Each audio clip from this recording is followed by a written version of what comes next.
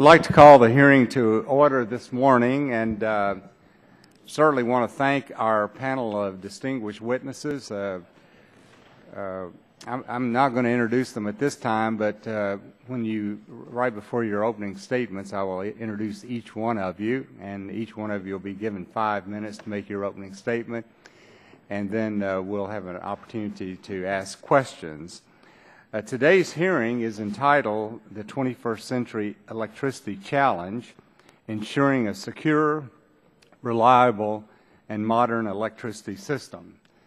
And I recognize myself for 5 minutes. I see I'm already started on the clock. But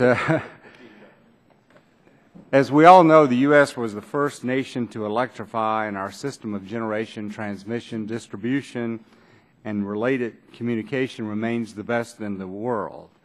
Nonetheless, new challenges are emerging as are opportunities to modernize and improve the electric grid. The challenges are significant.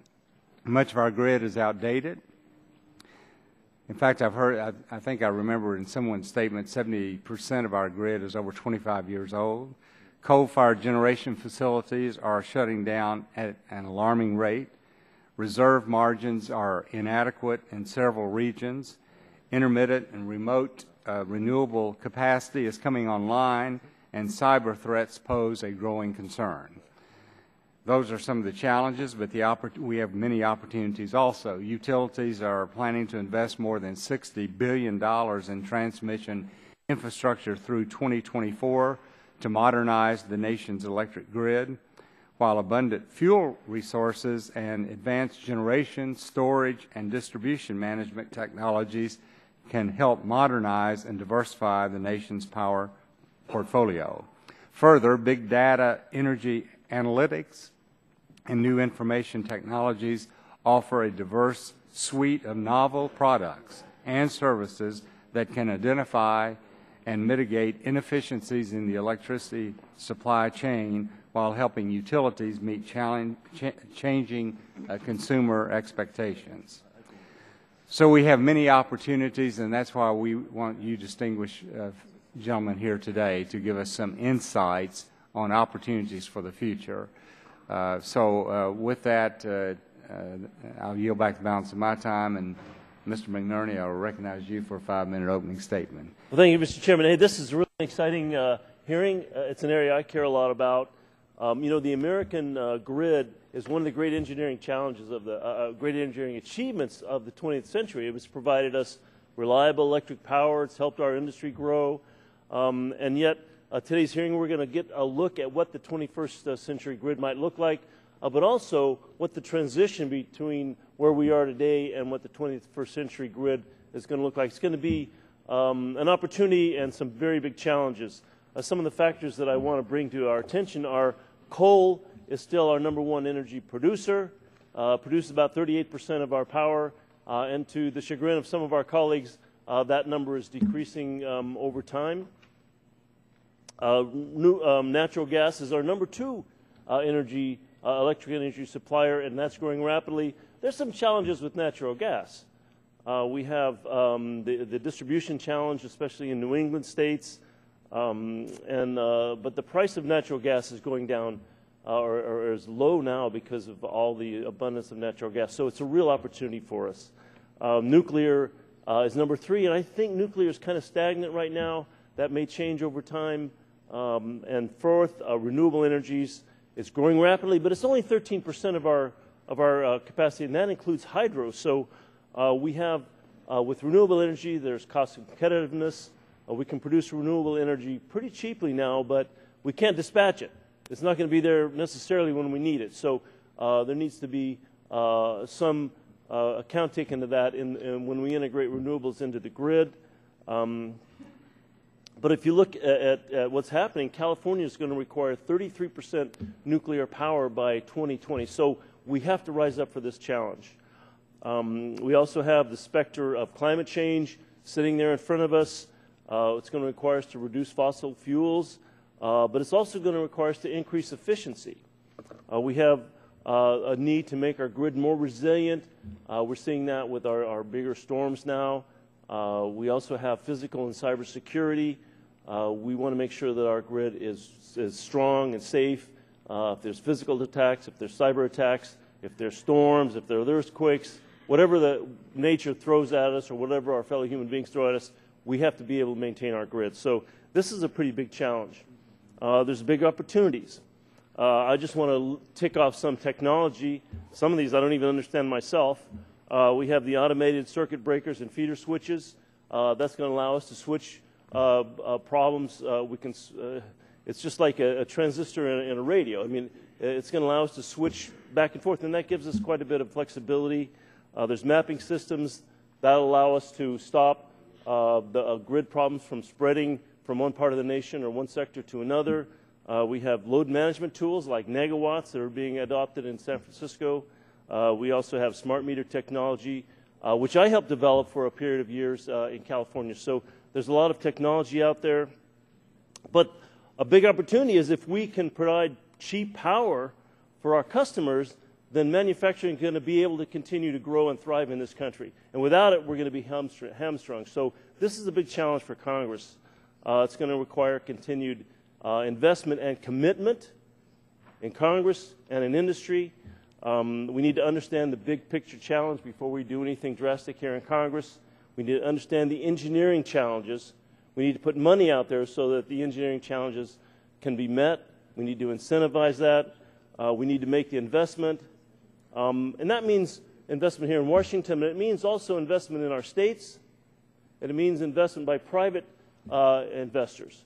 And how are we going to incentivize private investors in grid innovation, in grid technology development, and in grid infrastructure development if they're not sure they're going to get their money back? So we have to be able to figure that out. So this is part of the big picture challenge.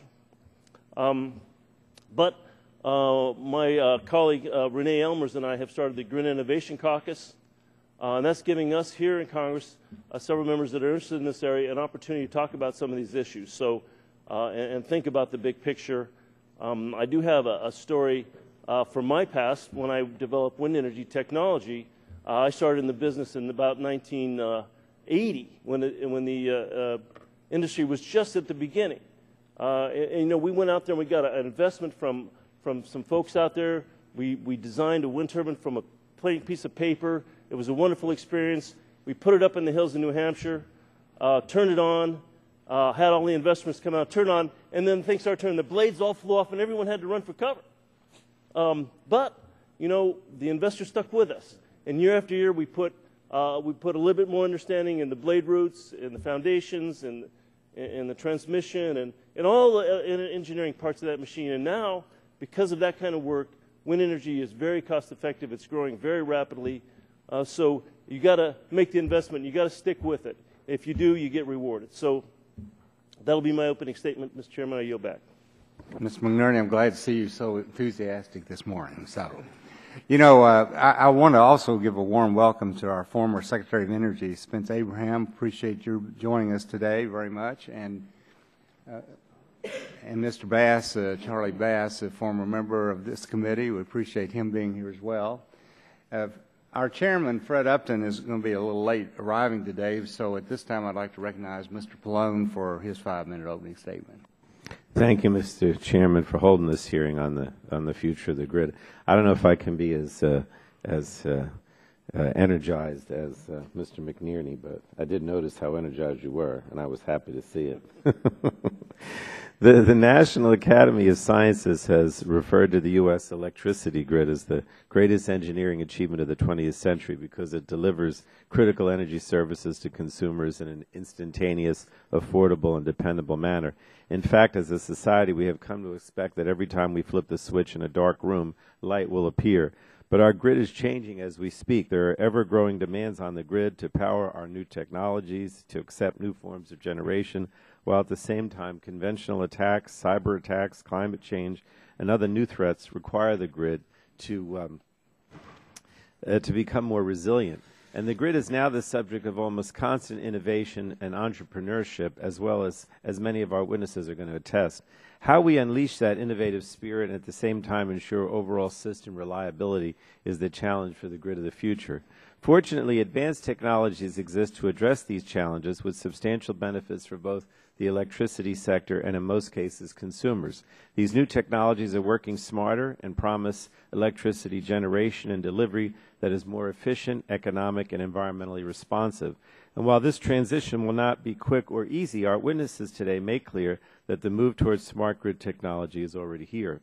Today, you can already find this technology deployed around the nation. You can see it in the deployment of smart meters and other technologies that facilitate greater energy efficiency and cost savings, as well as in the deployment of solar and other distributed generation. These technologies will also help us move forward in the fight against climate change, providing new ways to reduce greenhouse gases emissions, while at the same time enhancing overall system resiliency and reliability. In my home state of New Jersey, you can also see the deployment of smart grid technologies in the work DOE has done to set up a microgrid to prevent transit service outages in northern New Jersey, like the one we experienced during Superstorm Sandy. And while the movement to these new technologies is important in many cases, its near-term adoption is not inevitable, nor is it necessarily a panacea for all the problems we face. And we'll need to work with our state and local counterparts, including state regulators, to develop workable solutions. For instance, while a microgrid may help preserve power for a portion of a community during an extreme weather event, policymakers will be the ones tasked with deciding who gets the benefits of that power and who pays for establishing the infrastructure. Similarly, the rate of adoption for many of these new technologies often depends on the incentives put in place by policymakers. For example, real-time smart metering can provide consumers with critical information about their energy use during hours of peak demand, yet without the proper structures in place to encourage residential or commercial customers to use energy during off-peak hours, there's little motivation for someone to charge their electric vehicle at night instead of in the morning, or to alter their business plans to ensure others can consume electricity during the day. And so policy questions still exist, but there's little doubt that adopting these new technologies to move us towards a smarter grid could spur benefits for consumers, our economy, and the environment. And the witnesses before us today can help us navigate these obstacles to quickly realize the benefits of these technologies in a cost-effective manner. So I look forward to hearing your views. I'd like to yield the remainder of my time to the gentleman from Texas, Mr. Green. Thank my colleague for yielding to me, our ranking member colleague. I want to thank all our panelists for being here today, and I look forward to discussing a critical component of our economy. The electrical system and grid are technological wonders. It's a bedrock of our industrial and commercial and domestic way of life. When folks turn on the switch, they never question whether America's power sector will perform. In the 20th century, we expanded rapidly, constructing lines and establishing functioning markets. The complexity and vastness of the U.S. utility, transmission, and distribution system is unmatched across the globe. In the 21st century, we face challenges and opportunities from a changing marketplace. Traditional utilities face new challenges because the integration of renewable resources and implementing the new environmental regulations built on the rapid expansion of cheap natural gas. Transmission and distribution companies are looking at new dynamics of distributed generation. Finally, consumers are increasingly savvy and informed about consumption management and household efficiencies. As legislators, we must provide these constituents the tools required to meet the challenges and capitalize on the opportunities of the new marketplace. Today, it's my hope we can elicit some information that will help us better understand the rapidly changing atmosphere and assist us in crafting solutions so that remain innovative, flexible, but 100% reliable. And I yield back my time. Gentleman yields back, and that concludes the opening statements. So now I'd like to introduce our panel. And once again, we thank all of you for joining us today, and we look forward to your testimony. Our first witness this morning is Mr. Tom Siebel, who's chairman and CEO of C3 Energy, also one of the founders of Oracle. Each one of you will be given 5 minutes, and the little red light will come on when the 5 minutes is up, but we won't go strictly by that red light. But Mr. Siebel, thanks for being with us, and you're recognized for 5 minutes. Thank you, Mr. Chairman, and distinguished members. Is this on? Testing 1. You need to push the button there somewhere. How are we doing now? We're rocking. Good morning, Mr. Chairman. Thank you for the opportunity. I'm here from Silicon Valley, and I've spent the last 4 decades in the information technology business. And we've been working for the better part of the last decade to think about the problem of applying the state-of-the-art of information technology and communication technology to the value chain associated with power generation, transmission, distribution, metering, and consumption. And if we're to look at this value chain, it would be largely recognizable by Thomas Edison. We're dealing with late 19th century and early 20th century technologies, where at one end of the value chain we're boiling water and spinning a turbine. Okay, we're rotating a magnet within a coil, creating voltage, stepping up the voltage to high voltage, transmitting it over long distances at high voltage, medium distances at medium voltage. It goes to a meter and then to the consumer. And this is pretty much what it looks like, and it works great until it breaks. Okay, and then when it breaks, whoever, Baltimore Gas and Electric or Constellation Energy or Pacific Gas and Electric, sends trucks out with people in voltmeters to climb telephone poles and go down manhole covers to find boxes that don't conduct electricity, and you keep replacing boxes until the lights go back on. And this is pretty much how it works. Now, this infrastructure, the way that utilities are operated is they tend to run these businesses of generation, transmission, distribution, metering, customer care, and billing as separate business units. And as separate business units, they have these separate enterprise information systems that have been supplied over the years by companies like Oracle and General Electric and Siemens and others. And there's lots of reasons we get into some other time why these enterprise information systems don't want to communicate with one another. It makes it very difficult to share information. But let it be said that this has all been kind of driven by Moore's law. Now, this decade, worldwide, this infrastructure is being upgraded so that all the devices are becoming remotely machine addressable. So we can remotely sense their state, the most common being the smart meter. So we don't have to send a truck out to read it once a month. We can read it once a minute or once every 15 minutes. But what's significant is not the smart meter. The entire value chain is being censored, from the vibration sensor on the nuclear reactor to the thermostat, the variable speed fan at Walmart. Okay, the single phasers, the step-up transformers, the step-down transformers, and the substations. So as this becomes censored, this begins to look like a fully censored, basically a fully connected sensor network. The guy named Bob Metcalfe out of Xerox PARC, he invented something called Ethernet. Okay, and he coined something called Metcalfe's law. Said the power of that network is a function of the square of the number of nodes that are connected. So the amount that's being invested, I don't know if I mentioned this, in upgrading this network worldwide this decade is $2 trillion. So this is the largest and most complex machine ever built. The amount being invested in the U.S. this decade, upgrading this infrastructure, is $1 trillion. So as we do this, if we read a meter every 15 minutes, it's being read, sending 32,000 signals a year. If we read it once a month, it's 12 signals a year. That's 4 orders of magnitude. Actually, we're increasing the amount of data by 6 orders of magnitude.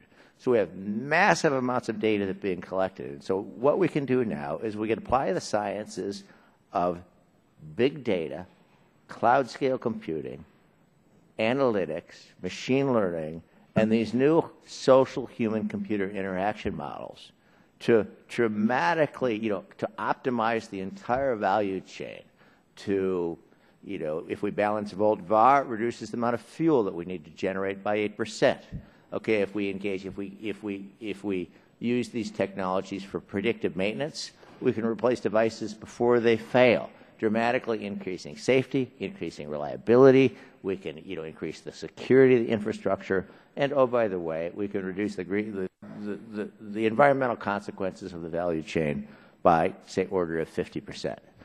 So this is what we're doing today all over the world. I would say that Europe is probably ahead of the U.S. as it relates to this today. We're doing this in Enel.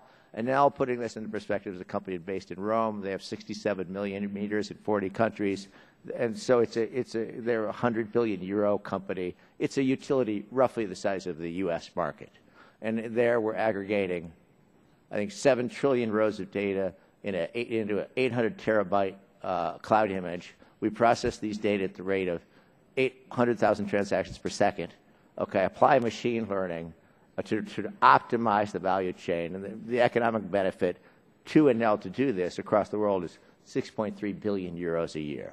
We're doing this at Exelon, the economic benefit to them, $2.7 billion a year. This is the economic benefit to their consumers. Baltimore Gas and Electric, Pacific Gas and Electric, SoCal Edison, Commonwealth Edison. We're doing GDF Suez. So we're doing this all around the world today. This is what will make the smart grid smart, is the information technology, the ability to apply big data analytics, machine learning, and new human-computer interaction models. And the economic, social, and environmental benefits are significant. So this is the exercise upon which we've been engaged, and it's fascinatingly difficult and fascinatingly exciting. Thank you.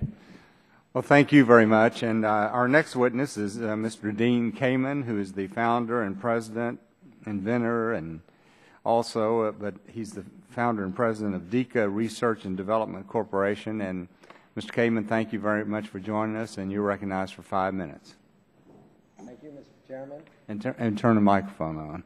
Thank you, Mr. Chairman. And I think everybody here knows we're not here to talk about whether there will be disruptive change in the grid, but how it's going to happen and hopefully how to make it happen in the best possible way.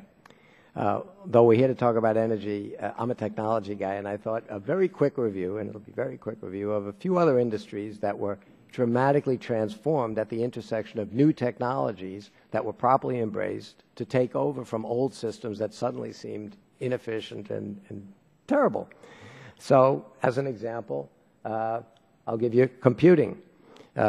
We all grew up, I think, with big computers that sat someplace, and the average kid today doesn't know about what Mr. Watson and his company were about. They've got tablets and cell phones, and they've changed an industry, and they've wiped out an old infrastructure.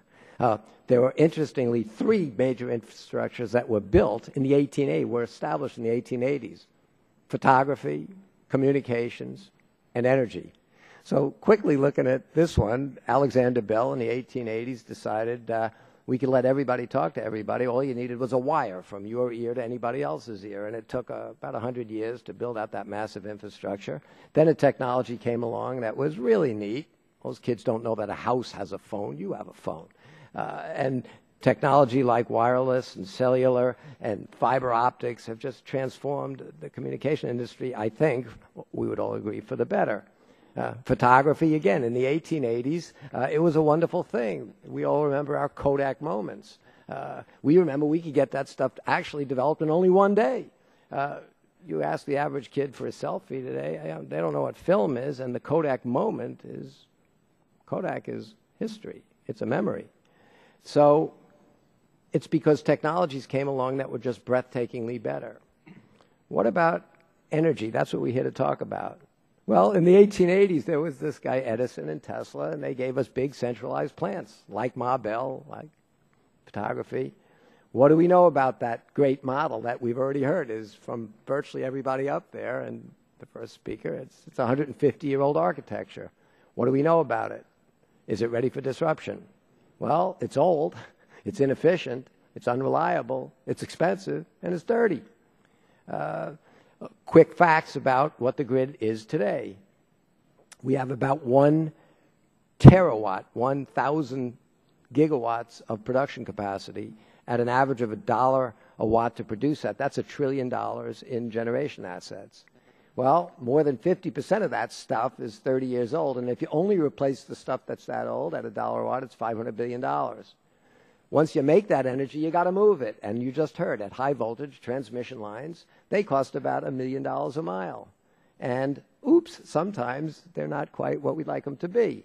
And 70% of those things are 25 years old or more, and there's 280,000 miles of that high voltage stuff. So if you replace the really old stuff, it's another $200 billion. Then you've got the low voltage stuff in all your neighborhoods, wires hanging on wooden poles. What could possibly go wrong? So those things are a real deal. They're only $140,000 a mile. And there's 2.2 million miles of that stuff, and 50% of that's at least 30 years old. And if you just replace the stuff that old, it's another $150 billion. And then, of course, you have the annual capital cost of that infrastructure. Now, that's $90 billion is what we're spending in this country right now to keep that architecture operating, and we've all heard how critical it is. But by the way, that $90 billion, that's not one drop of oil or 1 pound of coal. That's just to keep that system up. So is there a better, more efficient way to do to this industry what's happened to communications, for instance? I think so. Everybody loves solar panels. And I think you'll hear from this whole panel between solar panels, battery technology, wind technology, controls technology, megawatts, all of these things are going to change. The question is, how do we catalyze them to work together instead of frustrate each other, both technically and in a regulatory environment? Well, everybody I know loves solar panels. Very few people I know have put up enough solar panels that they've disconnected themselves from that grid that we all complain about. It's our lifeline. So how do you catalyze more people to do this? Well, the more you put those up without doing something else, you're actually hurting the grid, because they add instability, unless you add good technology, and they lower the amount of power coming through the grid, but the models by which the grids are funded is by selling electricity. The more of this stuff you put up, it's a competitive, perverse alternative to the grid. You've got to do something that can catalyze this stuff to happen in a way that helps everybody, including the people supplying the power. So we said, why don't we make an appliance, like all the other appliances in a house, that might help? This appliance makes 10,000 watts of electricity. It's a Stirling thermal technology. It's about as quiet, literally, as your hot water heater or your furnace. And the ones that we've made now 20 of and placed them with a great visionary partner, David Crane, the chairman of NRG, have already produced 300 million watt-hours of power directly where it's needed in places where we can also use the waste heat, because, after all, it burns the same fuel as your hot water heater. 100 million of those things could produce as much power as the whole grid. I don't think we need to go that far, but is 100 million a lot? No. Americans have 140 million appliances bigger than this. Much more relevant, they have 117 million hot water heaters, which use, and 182 million furnaces. Together, that's 200 million appliances that use exactly the same infrastructure as us, except we'll make your electricity and your heat. Where else could you put these things? This is why I think it can work to make the grid a great new future. Don't put them in the houses. Put them out on those transformer pads. By the way, there are 40 million of those transformer pads sitting there now between the grid at that last stop and the user, and it's close enough to the user that we can still recover the heat. So we said, put them out there. You'll lower the installation costs. You'll make them easier to service. You'll get higher efficiency, higher reliability, because houses can share them. Neighborhoods could start putting these things in under an intelligent, controlled plan, and as you put a bunch of them near a set of houses, you don't need another one of those wooden poles with the wires draped through your trees. You put enough of those neighborhoods together, you don't need that substation. Over the next few years, you, in a controlled way, get rid of enough substations, you start eliminating transmission lines. And finally, you eliminate the power plants that aren't the efficient ones, and then America has a bright future. Marvelous. Thank you, Mr. Kamen. We appreciate that. Our next witness is Mr. Michael Atkinson, who's the president of Alstom Grid Incorporated, who's testifying on behalf of GridWise Alliance. So you're recognized for 5 minutes, Mr. Atkinson. Good morning, Chairman Whitfield, Ranking Member Rush, full committee Chairman Upton, and Ranking Member Pallone, Congressman McNerney, and distinguished members of this subcommittee. I am Michael Atkinson, president of Alstom Grid Incorporated, and also here on behalf of the GridWise Alliance. I appreciate the opportunity to testify at today's hearing. The U.S. electric system is undergoing a transformation unlike anything we have experienced in the past 100 years. This transformation will create opportunities to enhance the reliability, efficiency, resiliency, and security of the grid. The grid will continue to serve as the backbone of the nation's electric infrastructure.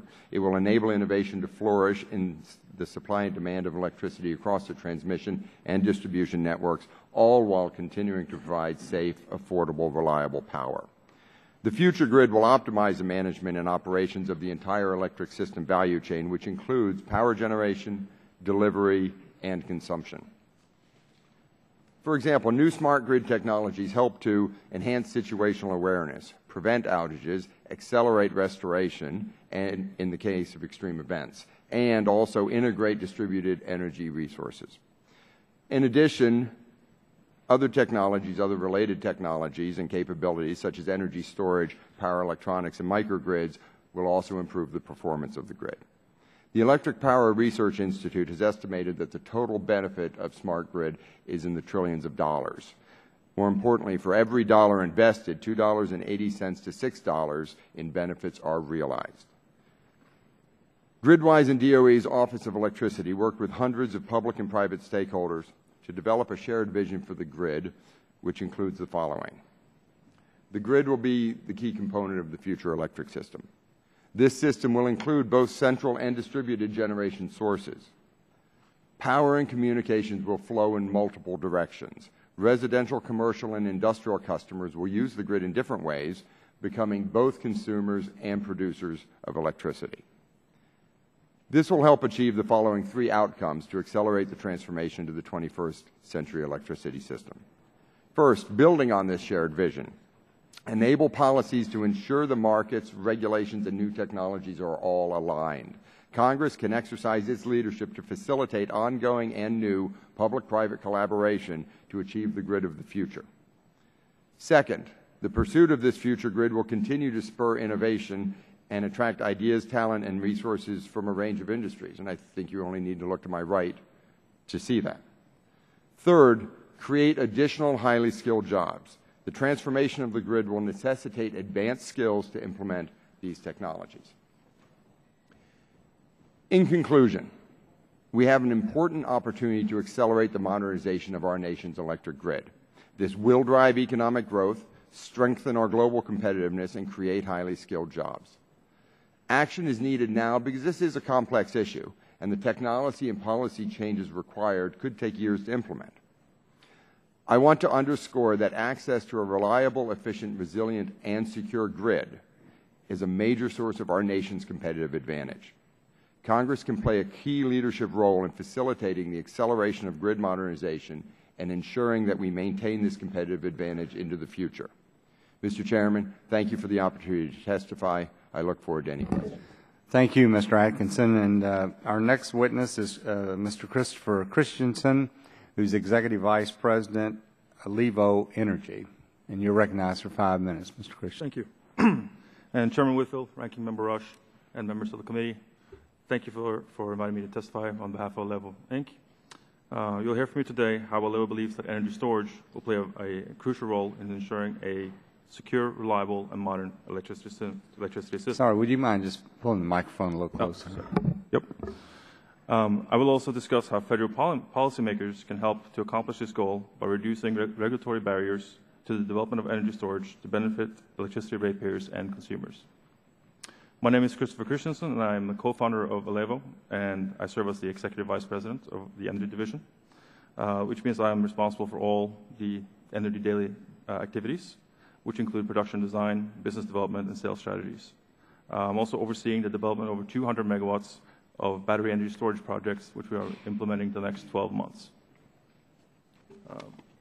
Alevo is a leading provider of energy storage systems designed to deliver grid-scale electricity on demand.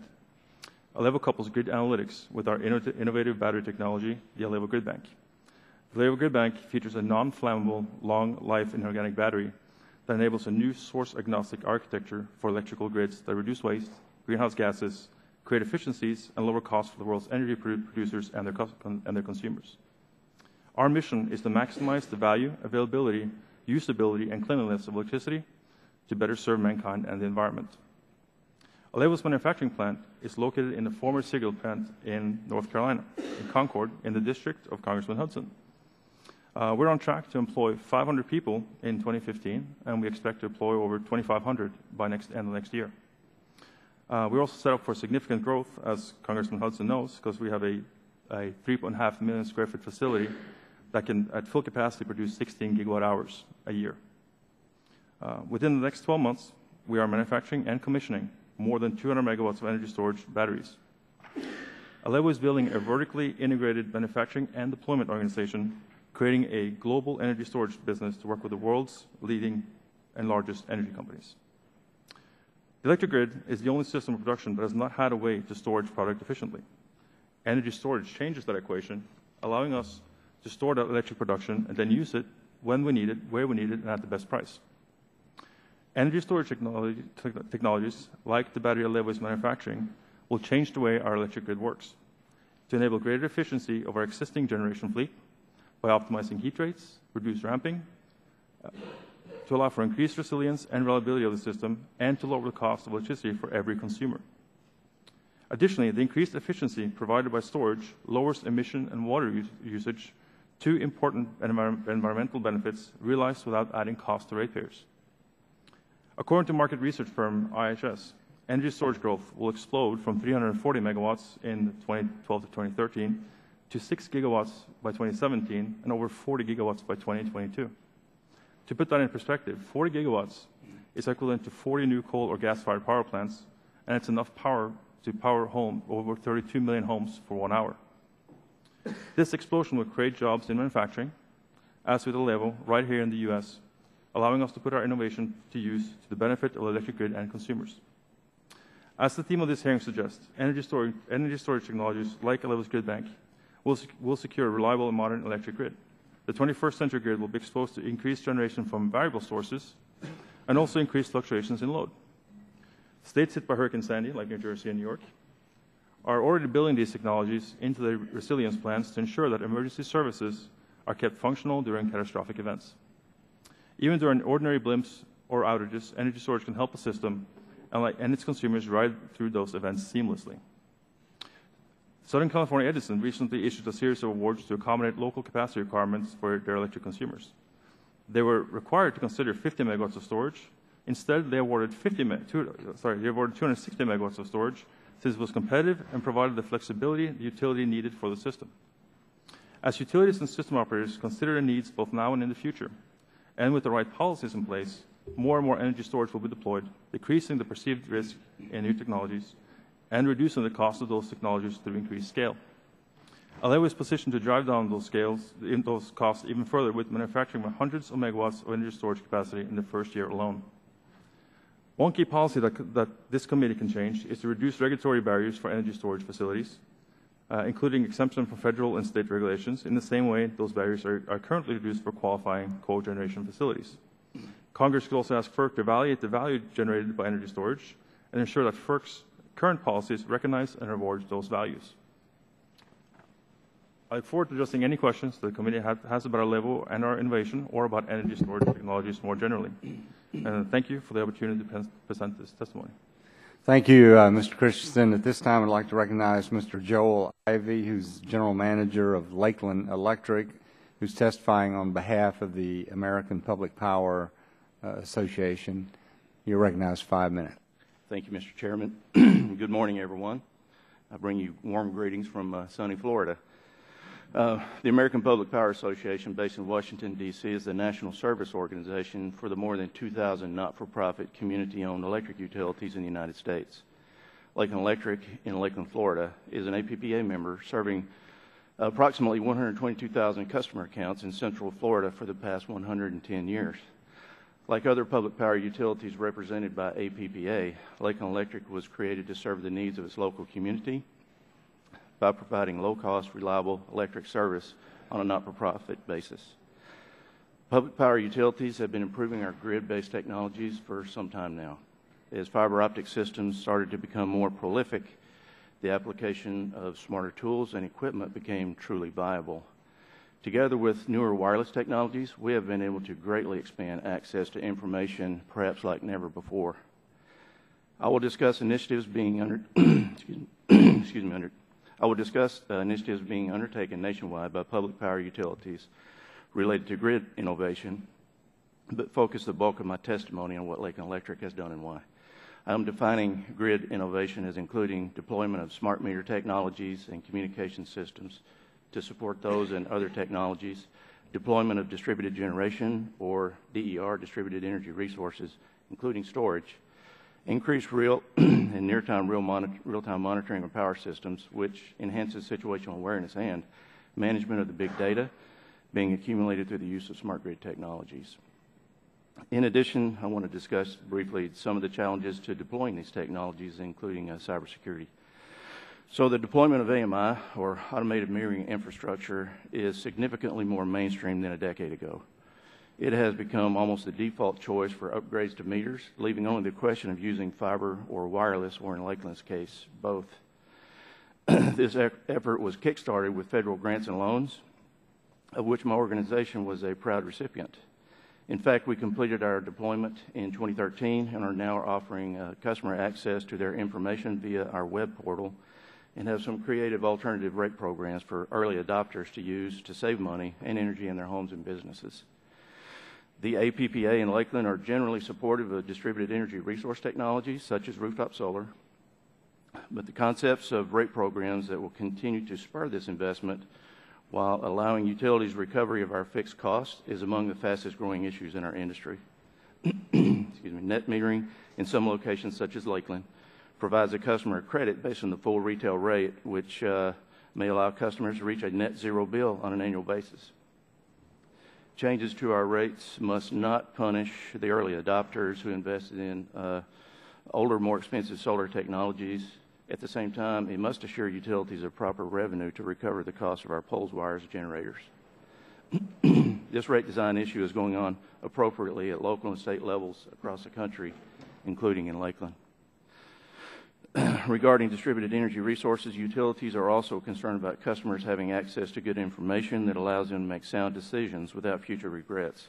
Business practices that may be leading to the provision of erroneous information to customers, including information provided by certain solar leasing companies related to the payback of the leases, which are in turn being tied to unrealistically high assessments of annual electricity price increases, are at the heart of our concern. The future construct of the smart grid is full of unknowns as we look out longer into the future, and continued federal support for funding innovative projects will be very important as our nation's entrepreneurs provide the newest and best support equipment and processes. Finally, Lakeland, federal and state and local collaboration is essential to maintaining physical and cybersecurity. While Lakeland has adopted cybersecurity as an essential business practice, the collaboration with governments at all levels remains a critical component, particularly related to information sharing. In summary, public power utilities like Lakeland Electric are deploying a variety of technologies to optimize the grid for more efficient and reliable service. In so doing, we worked very collaboratively with our customers, our policymakers, and our communities to determine what is most appropriate at the local level. The federal government can help in terms of targeted grants and research and development, as well as in the area of cybersecurity, by sharing actionable and timely information with the industry. Mr. Chairman, thank you for allowing me to be here. Well, thank you, Mr. Ivey. And at this time, I'd like to recognize Mr. Paul Nahi, who's CEO of Enphase Energy, and you're recognized for 5 minutes. Thank you, Mr. Chairman. Chairman Whitfield and fellow subcommittee members, thank you for the opportunity to testify at the Subcommittee on Energy and Power's 21st Century Electricity Challenge hearing. Enphase Energy provides solar energy solutions for the residential and commercial markets, as well as energy services for utilities. Through the most sophisticated power electronics and communications technology in the world, we're able to bring a level of visibility, intelligence, and control to our solar systems, which are deployed in over 80 countries. This has enabled us to leverage our solar assets to help strengthen and increase the resiliency of the grid while providing clean, affordable energy for our customers in the U.S. and all over the world. A publicly traded company located in the San Francisco Bay Area, Enphase has grown to over 600 employees since 2006 and plans to employ over 750 employees by the end of 2015. Our products are now installed by tens of thousands of workers across the United States each day. We have a profitable business and continue to invest in new technologies and new markets to enable more consumers to enjoy the benefits of clean, affordable energy while helping our utility partners strengthen and stabilize the grid. In doing so, we're creating both blue and white-collar jobs in our country and creating competitively priced products that make the United States a global leader in our technology class. Our advanced technology solutions turn solar systems into assets on the grid, and our energy management system addresses the grid's needs via our intelligent communications technology. In fact, we just completed an upgrade with a utility partner to remotely modify the operating characteristics of thousands of solar systems to substantially strengthen their distribution and feeder networks. In essence, we enable solar systems to observe and then respond to the potential grid issues, thus increasing its reliability. By optimizing the grid in this manner, we can either delay or eliminate significant capital costs, thereby reducing costs for consumers. As is implied by our product offering, it's clear that our #1 job at Enphase is to help provide clean, affordable energy while increasing grid stability. At the same time, we recognize the urgent need to increase the security of our energy supply. Energy security is fundamental to the health of our country. It's also a specific focus of this Congress.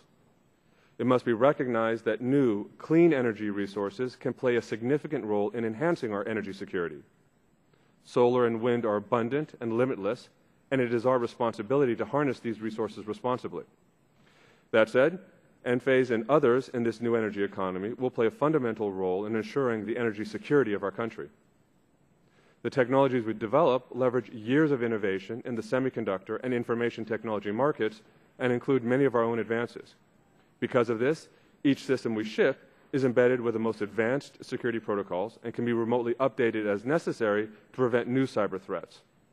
We take our role as a thought leader in the energy security seriously and believe this arena will become increasingly critical over time. In order to ensure that our efforts to provide clean energy to consumers while strengthening the resiliency and security of the grid continue unabated, we must also maintain our relentless pursuit of more cost-effective solutions. Providing clean, secure energy is not enough. We must make it affordable for everyone. We've been able to dramatically lower the cost of our solar solutions and are now applying the same technology to storage, where we also expect to see a dramatic decrease in costs. The same processes and semiconductor technologies used for developing and scaling the consumer electronics market are now being applied by Enphase to the renewable energy market. Technologies like the Enphase Energy Management System have the ability to realize significant cost reductions through economies of scale and continued innovation. It's my opinion that solar and other energy technologies will play a fundamental role in the new energy economy as a result of our ability to innovate and scale, resulting in highly cost-competitive, reliable, and secure energy generation. Enphase Energy is built on a foundation of collaboration. We believe that a healthy industry lifts all market participants. We have no doubt that the creation of a new energy economy will result in hundreds of thousands of new jobs for Americans, and we're looking forward to enabling those interested in participating in this industry make a smooth and successful transition. The result will be a strong and vibrant industry, abundant access to clean, affordable energy, a large, well-paid workforce, and a prosperous future for all Americans. The success of our company and other new energy participants is a testament to the increasing demand for affordable, clean energy, and we do not expect this to subside. That said, I believe our role as job creators now and in the future cannot be underestimated. With this role comes the responsibility to help others transition to this new and growing industry. We must recognize the amazing accomplishments of those in the industry who carved the path before us and provide the support necessary to enable them to participate in this new energy paradigm. Lastly, we aim to remain competitive internationally to ensure the United States retains a position of leadership in the world's energy ecosystem. I appreciate the opportunity to testify before this committee and look forward to working with Congress as we continue to add jobs, increase grid stability, protect our citizens against cyber threats, and ensure the United States maintains its position as a global technology leader. Thank you. Thank you. Our next witness is Mr. Naimish Patel, who's the CEO of Gridco Systems, and you're recognized for 5 minutes. Thank you, Mr. Chairman, and the other distinguished guests or congressional members of this committee. This is an important topic we'll be speaking about today. My name is Naimish Patel. I'm the CEO of Gridco Systems, a leading provider of agile grid infrastructure, that is, consisting of advanced control and power flow technologies for the electric grid. Since the Pearl Street Power Station first went online in Manhattan in 1882, the electric grid in the U.S. has become pervasive in its reach, essential to the sustainable growth of our economy and national security, and a services platform that we have become intimately reliant upon, yet often take for granted. All testament to the work of the numerous utilities that maintain and operate our grid. Today, however, utilities are operating in a changing environment that poses a wide variety of challenges, but also opportunities for innovation. Much as our telephony system experienced a transformation in the 1990s, catalyzed by customer adoption of computing and demand for information services, so too are we seeing the beginning of a customer-driven evolution of the electric grid. Consumers of power are increasingly also becoming producers through adoption of rooftop solar or small-scale wind power, requiring the distribution grid to accommodate two-way power flow for the first time counter to the assumptions underlying its original architecture. Customer adoption of electric vehicles is creating new demand for power, each vehicle equivalent to an entire home while charging, requiring new utility demand control measures to avert overloading existing infrastructure. Customer adoption of energy efficiency measures and home automation offer new resources that utilities can potentially harness for systemic benefit, blurring the nature of the relationship between utility and customer. Finally, increasing diversification of customer demand is creating stress on regulatory frameworks that have traditionally been oriented towards one-size-fits-all power delivery. All of these changes are compounded by the fact that centralized baseload generation and transmission capacity are growing tighter, and increasing volatility in global weather patterns is driving the need for higher levels of grid resiliency. In the face of these challenges, utilities must continue to deliver on their fundamental mission of supplying safe, reliable, and affordable power, while also introducing system flexibility in order to be adaptive to a more dynamic and diverse demand-supply environment. Emerging at this intersection of requirements is a historic opportunity for regulators, utilities, and technology suppliers to jointly innovate. Not surprisingly, given the aforementioned trends that are occurring at the edge of the grid where customers connect, the electric grid's distribution system is on the front line of change. Historically, investment into the distribution system has targeted upgrades of wires, poles, and transformers, what is typically referred to as grid reinforcement. While these investments in grid capacity are indeed necessary, the flexibility to accommodate a more dynamic demand-supply environment relies on investment in infrastructure that can efficiently utilize existing capacity in order to curb costly grid reinforcement and thus electricity rates, while assuring reliable delivery of power under rapidly changing conditions. Much as the Internet is based on devices that actively and dynamically manage the flow of information across fiber optic or copper wires, the electric grid will increasingly require devices that actively and dynamically manage the flow of power, all under the control of a reliable, secure, and scalable grid operating system. Fortunately, the technology building blocks needed to provide these functions are available and at the cost, efficiency, and reliability metrics expected of electric utilities. Advancements in power electronics technology, borrowed from hybrid and electric vehicles, wind converters, and solar inverters, can now be leveraged to provide dynamic regulation and routing of power flows at utility scale. While ruggedized distributed controllers, coupled with advanced networking techniques borrowed from the telecom sector, enable an emerging grid operating system to manage both utility and customer-owned assets, including power regulators, distributed energy resources, and home automation gateways, amongst many others. These core functions make the grid not just smart, but agile.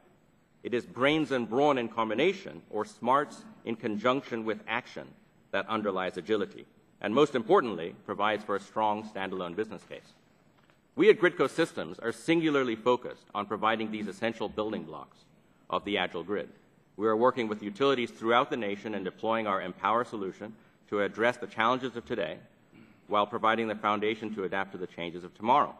Strong economics drives our customer engagement process. Gridco's focus is on delivering solutions that are more cost-effective and deliver a more compelling benefits to cost ratio than business-as-usual approaches, avoiding the need for subsidies and rate increases.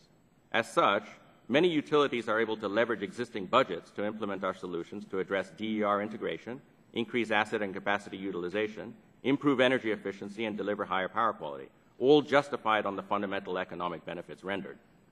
Technology availability is currently not the limiting factor in driving modernization of the electric grid.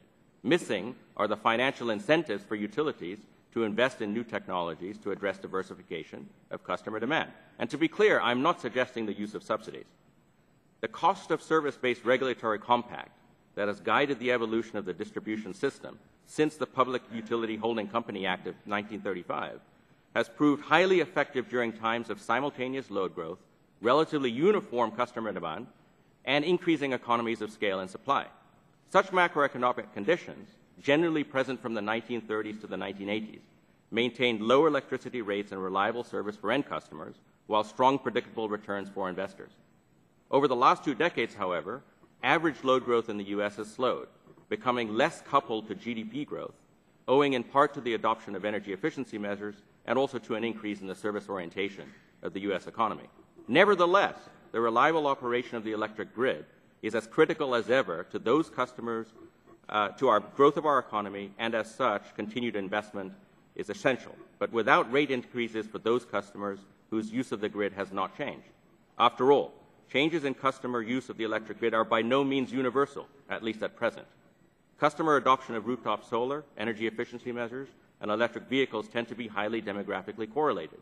As such, a minority of end customers, albeit a rapidly growing minority, is demanding something new of the grid.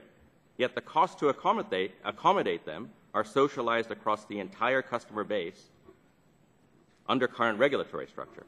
Further compounding this is the fact that such customers may even pay less into the system owing to their lower consumption of energy. Let's be clear.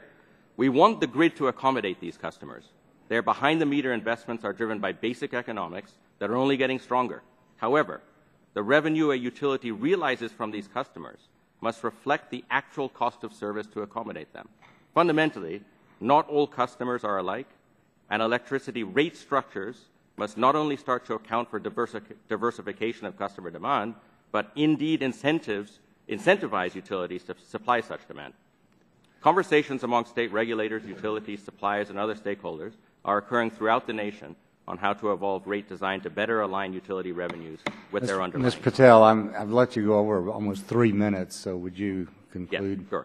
Let us not forget that modernizing the electric grid is not only good for our national security and economic growth here at home, but all represents an opportunity for the U.S. to lead a global renaissance in energy services and grid infrastructure. Thank you for the opportunity to speak at this forum. Thank you very much for your testimony. Thank all of you. And at this time, we'll open it up for questions, and I'll recognize myself for 5 minutes. Mr. Siebel, you had mentioned that the smart grid analytics technology, the savings are so great over costs that you really don't need incentives or subsidies from the government for some of this. But anytime we go through transformations of any sector, certainly in the electricity sector, there are always impediments, and you do refer to some state regulations and accounting rules. I was wondering if you would elaborate a little bit on that for us. Thank you, Mr. Chairman. We retained McKinsey & Company to do a study on the economic benefit of a smart grid analytics platform. You think of this as the operating system for the smart grid. So what is the economic benefit to the U.S. consumer? And the study, which we'll be happy to provide the committee if they're interested, concludes that the economic benefit is $300 per meter per year. So it's pretty significant. So this is like $50 billion a year in economic and social benefit across the United States. Now, we have the adoption of these new technologies. If we look at all the new technologies that's being developed in Silicon Valley, Boston, Jerusalem, anywhere today, these are all cloud-based SaaS systems. You read about it every day, Google, Facebook, Twitter, whatever. So this is where innovation is happening. Now, the way that utilities make money is they spend money. And they spend money on capital, and they get a guaranteed return on their capital by their regulator. Now, if they spend money on technology that was developed in the last decade, what we call enterprise information systems that you install behind the firewall, they will get a guaranteed return on that investment. It's capital expenditure, and they get a return on that investment. If they invest money on this new generation of cloud-based, what we call software as a service and platform as a service type technologies, that is not deemed to be a capital investment. It's deemed to be an operating expense. So there's a disincentive to invest in innovation. If they invest in innovation, it results in reduced profitability and reduced cash flow for the utility. If they invest in obsolete technology, they get a 9% return on the investment. So I think the regulatory incentives at the state level need to change, and if they don't change, we're depriving the American consumer of innovation. Yeah. I would ask any of you, in America we have this pretty well balkanized system. We have some independent systems like California, Texas, we have RTOs, we have regulated states, deregulated states. Does that balkanized system impede the growth of technology in the electricity sector? I would comment briefly. I think it does. I mean, if we're dealing with a company like GDF Suez or a company like Enel is both of these companies are roughly the size of the U.S. market. Yeah. They operate in 40 countries. They might be 100 billion euro businesses, and they have order of 70 to 80 million meters. This is roughly the size of the U.S. This is one decision process addressing 25 to 40 countries. In the U.S., you have 3,250 utilities servicing 100 million meters. Right. So it's highly, as you would say, balkanized. You know, Mr. Kamen, in your testimony, we go through these transformations. There are always unintended consequences, and you do refer to the distributed energy resource death spiral of Germany. Would you elaborate on that a little bit? Well, as I said, new technologies bring new opportunities. They also sometimes bring problems, especially to stranded infrastructure. And I'm not a policy guy, but as I said, there are some perverse incentives out there. From a practical point of view, if the entire system that's run for 150 years premised on the generating company only making money by selling more power, there's not an encouragement to save. If they have to run it through a whole system that they already own and somebody puts a solar panel at the other end, instead of supporting the overall system, it hurts the guys that are losing some of that. But from a technology point of view, there's a subtlety that I don't think maybe the regulators understand as well as the technology people, which is those big power plants are very good at producing a constant amount of power. It takes, in many cases, hours and hours and hours to bring those big boilers up. When you start putting transient capability online without enough battery, for instance, or other kinds of new technologies, what happens when that cloud goes by and suddenly a couple of hundred megawatts that was there goes away, or when that wind stops, you're asking that big tired grid that you were trying to avoid paying their bill an hour ago, suddenly you're desperate for more power.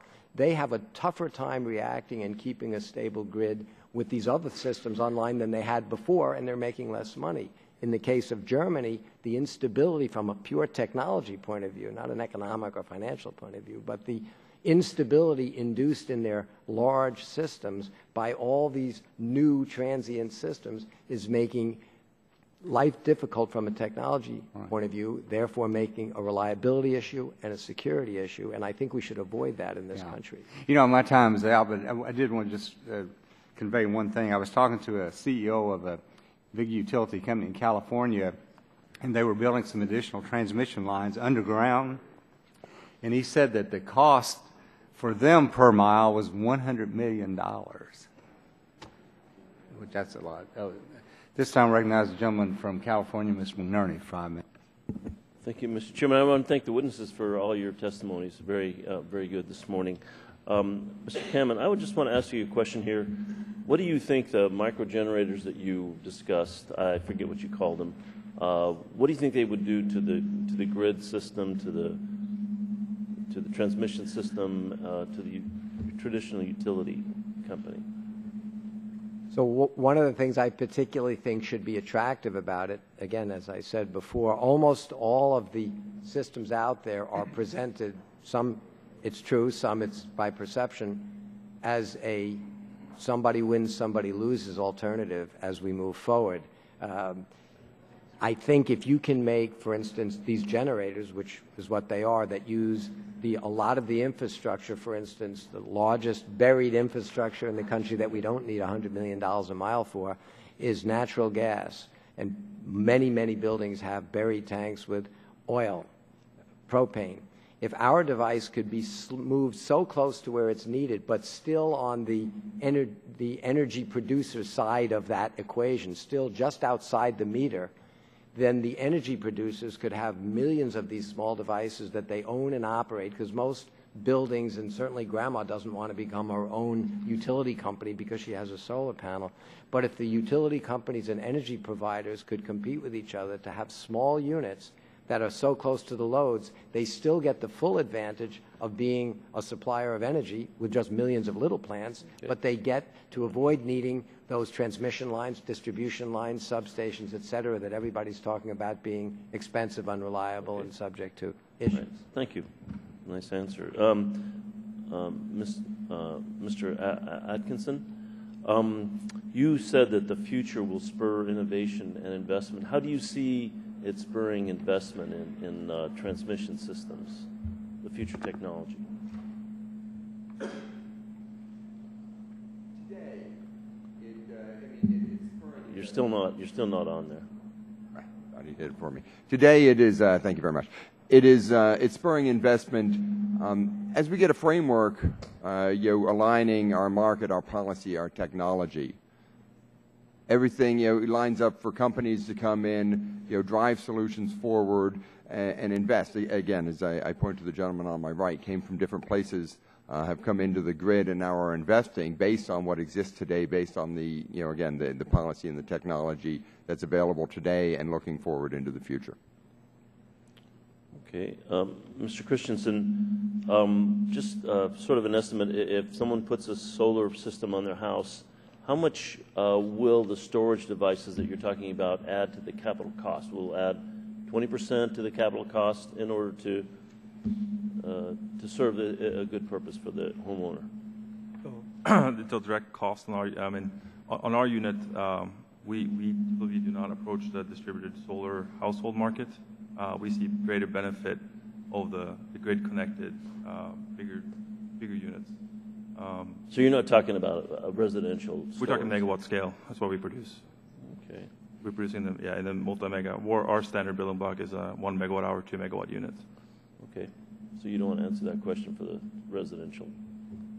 I could estimate based on competitors' price estimates, but.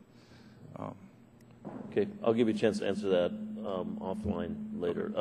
Mr. Atkinson, do you think there's a role for the federal government then in with respect to grid modernization? Absolutely. I think you're helping drive that shared vision forward, aligning the public and creating new public-private partnerships.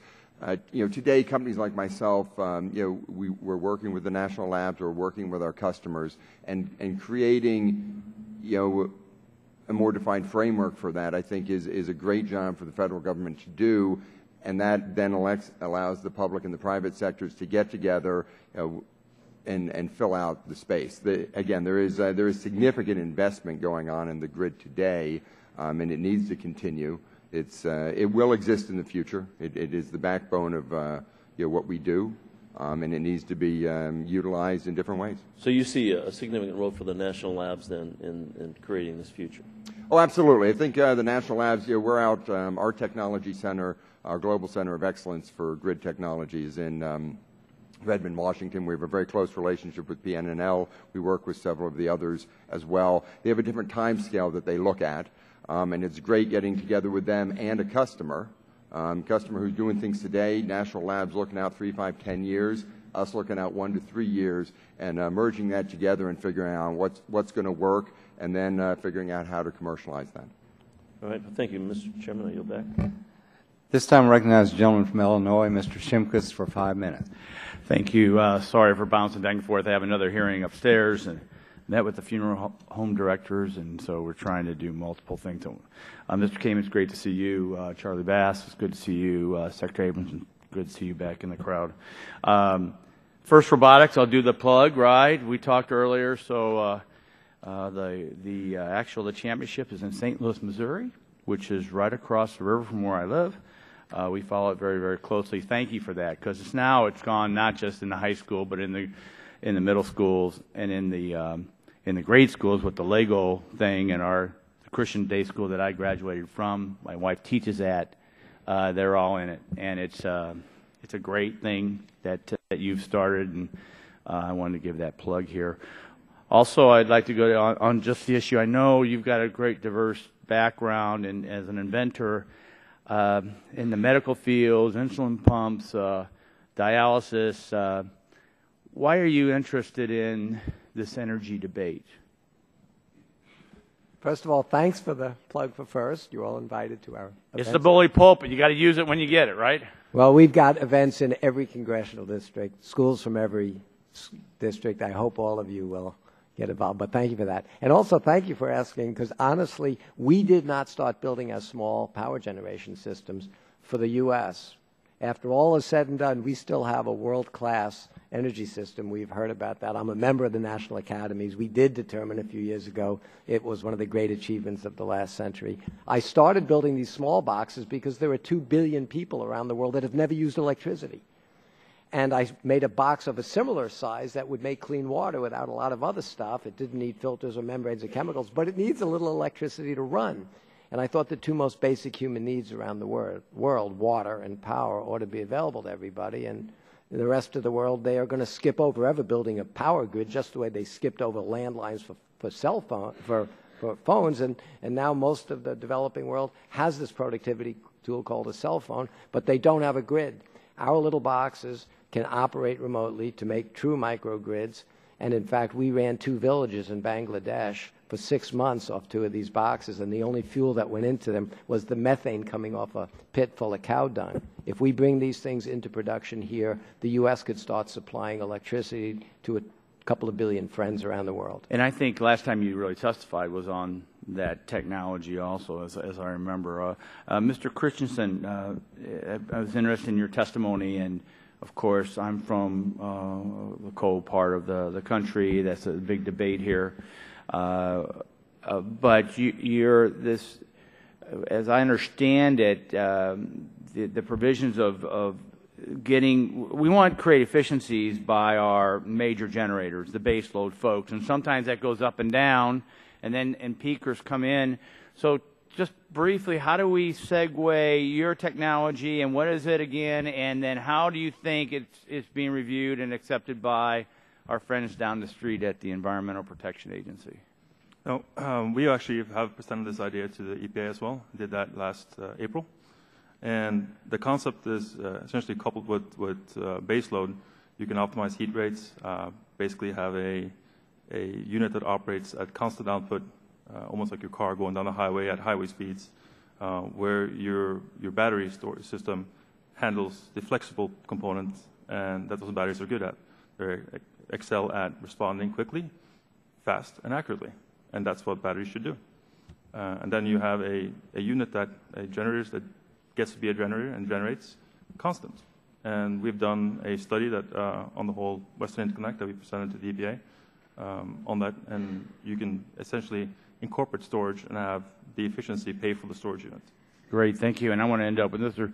Seibel. What do you see as the primary regulatory burdens preventing utilities from greater adoption of new information technologies? So what? It's very simple.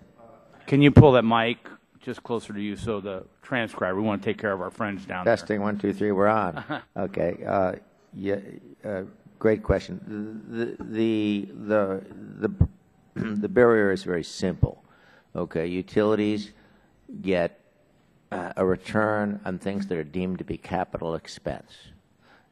Information technologies developed in the 20th century are deemed to be capital expense. You buy a piece of iron, a computer, disks, you put it behind your firewall, you get a disk from Oracle, and you install it. That's a capital expense.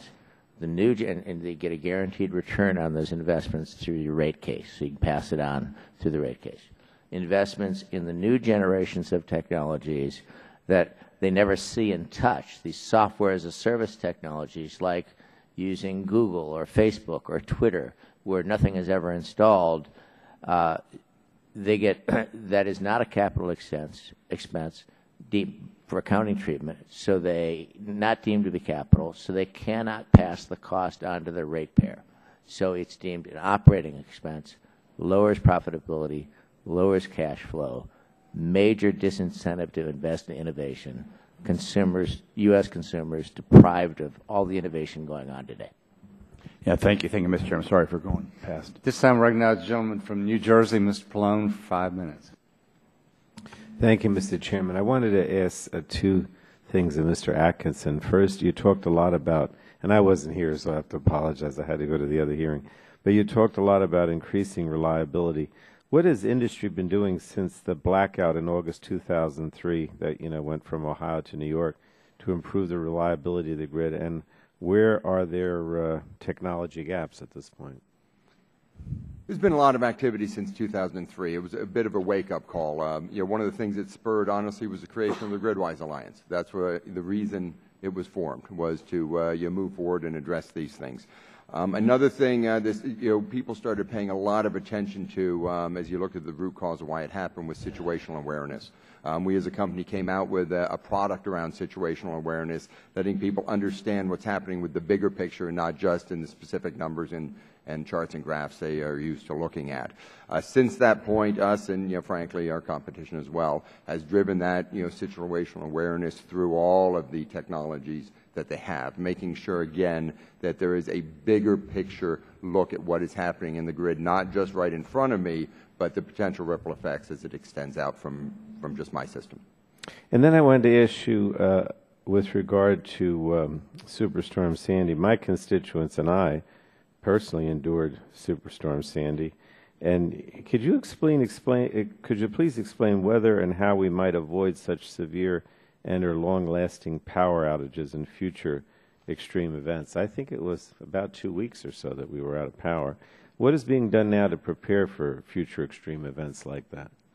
An awful lot's being done. As the grid is being rebuilt and revamped, it's being hardened. New technologies are coming into play. There was a microgrid that was you discussed yourself with the trains, making sure that they can continue to flow. Also, I believe around Princeton, there's a microgrid that's been put in place as well to maintain power. At the same time, there's a lot we could learn from each other. The GridWise Alliance, joined together a bunch of people to discuss best practices, and just some people came back differently, better, or worse than others. What are the best practices, and how can utilities leverage that for the next event? We know these events are going to continue to happen, and it's minimizing their impact that we need to focus on. And then additionally, just the grid technologies continue to advance. Distribution systems that are being put in place today, the advanced systems, they automatically identify a fault. You no longer have people out in a dicey situation, looking for where the fault may be along miles of lines. You can identify very closely where a fault is. You can also do some automatic reconfiguration of the system to bring some people back automatically, thus minimizing the number of people that are experiencing the outage. And all this is helping things come back faster from the inevitable events. All right, thanks. I wanted to move to Mr. Nahi, if I'm pronouncing it right. There was an earlier question, again, I wasn't here, raised by one of my colleagues about issues relating to integration of solar and wind to the grid.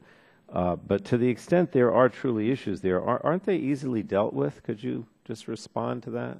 Sure. So I think we have to acknowledge that the dynamics that are making solar as powerful as it is today are doing nothing but getting better. The cost of solar energy continues to decrease exponentially year on year, while at the same time, grid electricity, utility electricity, is continuing to increase in price. So it's less a question of how we do it. If we do it, it's a question of how we do it. And the reality is that the integration, the technologies that are available today for distributed generation are so sophisticated that not only does it make the integration relatively straightforward, it actually acts to strengthen the grid. The fact is that the old hub and spoke model that we currently have is inherently flawed. What we want is more generation of all kinds, more distributed generation, and associated with that brings about greater visibility, greater control. There's more and more we can do to leverage solar as an asset on the grid and increase stability if we have the will. The technology's here. We don't need any more. And I'd say that it has become so sophisticated that it's relatively straightforward to integrate right now. With the appropriate policy and regulatory issues, with the right, the will to support it, we can easily integrate more and more distributed generation. All right. Thanks a lot. Thank you, Chairman. This time I recognize the gentleman from Pennsylvania, Mr. Pitts, for 5 minutes. Thank you, Mr. Chairman. Thank you for your testimony. Good to see Charlie Bass, the Secretary. Welcome. Mr. Atkinson, please tell us a bit about your R&D process. How does Alstom Grid go about bringing R&D to the market? First and foremost, we listen to our customers. And we work on solutions that are solving business problems. We are constantly, and I believe all technology providers are constantly working towards a more cost-effective delivery of electricity. As we look longer out, again, I've talked that we discuss a lot with the national labs, and we taking a step back, looking even further out as to what may be happening, and begin planning ahead. But a lot of our efforts are focused in the now to 3 years. Things that can be commercial pretty quickly. Our R&D center is located, for the globe, is located here in the U.S. We have we hired. In the last 8 years, we've more than doubled the number of advanced engineers, power system engineers, and computer scientists. We work mostly with master's and PhD people. It's a high-end workforce, and they're sitting around working with customers, working to solve their problems, and then working to adapt what was a specific customer problem to a larger set of use cases across the industry, and that's when you come up with a full commercial product. We are focused on single code base, and we create it here and again for use cases in the U.S. and globally, but making sure we have a single product path that we can leverage globally. Thank you. Mr. Christensen, you stated that your technology is source agnostic architecture that helps balance the grid. What is the importance of being source agnostic? I think the key point is that we are a flexible resource that is not purely a renewable integration. It's a optimizer for all assets. You look at the grid itself, the grid needs flexibility. It needs a dynamic resource that can adjust to changes in load and changes in generation and can do it quickly. And that is unrelated to the source we're collected to. We have done studies where we're co-located with coal, we're co-located with natural gas, we're going to work with cases where we're co-located with nuclear. And the value proposition for storage is unique that it fits into all generation resources. Mr. Ivey, how do the advanced grid technologies being deployed by Lake and Electric better empower consumers to save energy and reduce their electricity bills? So we've enabled the customer information to be available on a customer account basis by anybody that's willing to get in there and look at what their consumption patterns are. We have also deployed shift-to-save rates. Our shift-to-save rate is a 3-tiered rate that's intended to incentivize people to go to a lower cost rate that is in an off-peak period of the day. We have a winter peak, oddly enough, in Florida, but we have a lot of northern visitors. So the tendency we want to get people to shift their consumption patterns from like 7 o'clock in the morning. Everybody takes a shower, everybody turns on their heater on a cold morning or 2 or 3 cold mornings in a row, and all of a sudden we have a winter peak that looks like this. That's what we have to build our system to. So we're actively engaged with the consumers in outreach groups and civic organizations and whatnot, trying to get them to get a good feel for how they can use that data to their advantage. Okay. Mr. Kamen, in your testimony, you noted the need to promote renewable energy technology while ensuring continued viability of the utility-based model, citing Germany as a cautionary tale. How do you think these two seemingly opposing objectives can be achieved? Well, I think if you include all the energy producers and the people that handle transmission, distribution, and retail, and included them in making these transitions to modern, clean, efficient technologies, first of all, a lot of people in the public don't want to own and operate their own photovoltaic farms, et cetera. They're used to having somebody from whom they get a bill once a month and they have reliable power. So if you could make small distributed generators but make them compatible, for instance, with solar panels, and as you've heard, the technology to make instant power electronically is pretty good, but the big old plants can't respond as quickly when suddenly there's a cloud or the wind dies. But if those utility companies had access to distributed, very quick response ways to make energy, so if the wind went away, if the cloud came by, if those batteries, even those great batteries, go down a little, if those utilities and those energy suppliers are part of an integrated solution that could say, I'm going to put clean, efficient, small, new stuff out there, it still helps them as the old guard get rid of some of their problems with these aging systems, right back to those big plants, those old transmission lines, those unreliable distribution, the switchgear, the transmission, the substations that we're hearing about being a problem during Sandy. So I think creating a piece of technology that could be put behind the meter, could be put in front of the meter, but giving all of the stakeholders the capability to find competitive ways to optimize producing energy, doing it cleanly, doing it effectively, everybody wins. My time's expired. Thank you. This time I recognize the gentleman from New York, Mr. Tonko, for 5 minutes. Thank you, Mr. Chair, and welcome to our panelists. A number of you have mentioned in your testimony the increased role of customer involvement in the current operation of the grid and the prospects for much more involvement in the future. Of course, this represents a significant departure from the mostly passive role that the average consumer plays now. They receive a bill and they pay it. If the power goes out, they call their local utility and report it. Now consumers are also producing energy, and their ability to refine and manage their appliances and sources of energy are expanding. This is certainly part of what the smart grid is all about. You all mentioned the need for better information to go to consumers about their choices and to educate them about how all this is going to work. How are utilities approaching this given phenomenon? Anyone? Yes, Mr. Siebel? If we look at the utility engagement model, customer engagement model, it's firmly entrenched in, say, 1950. Okay, so where the primary communication is through direct mail and the call center. So if any of you remember Publishers Clearinghouse when we grew up, that's kind of what it's like. Now, it's clear that consumer expectations are dramatically changing.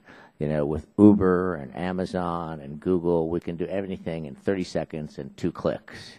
And fundamentally, there's very few transactions that we want to engage in with our utility.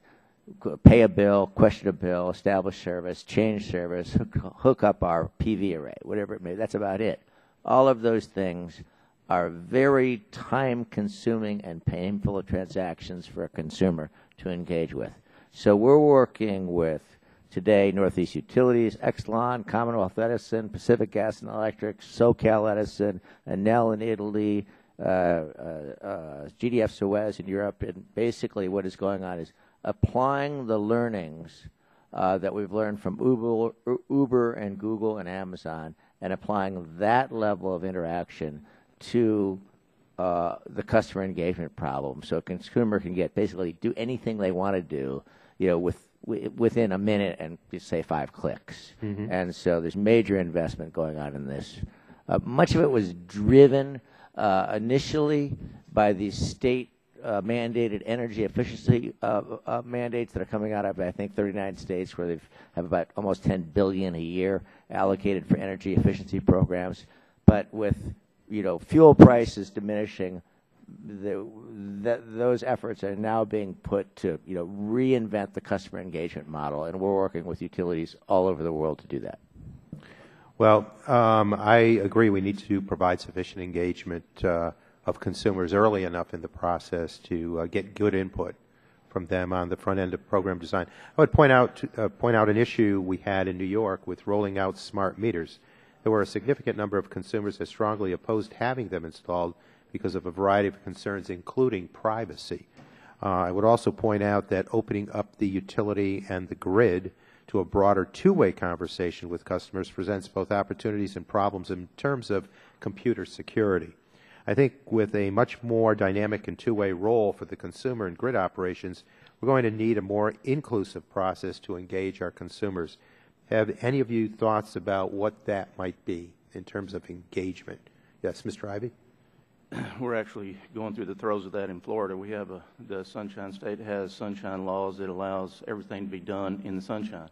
So if you're a public agency like we are, for example, we're kind of beholden to public records request, and we are to be providing what the requester is asking for.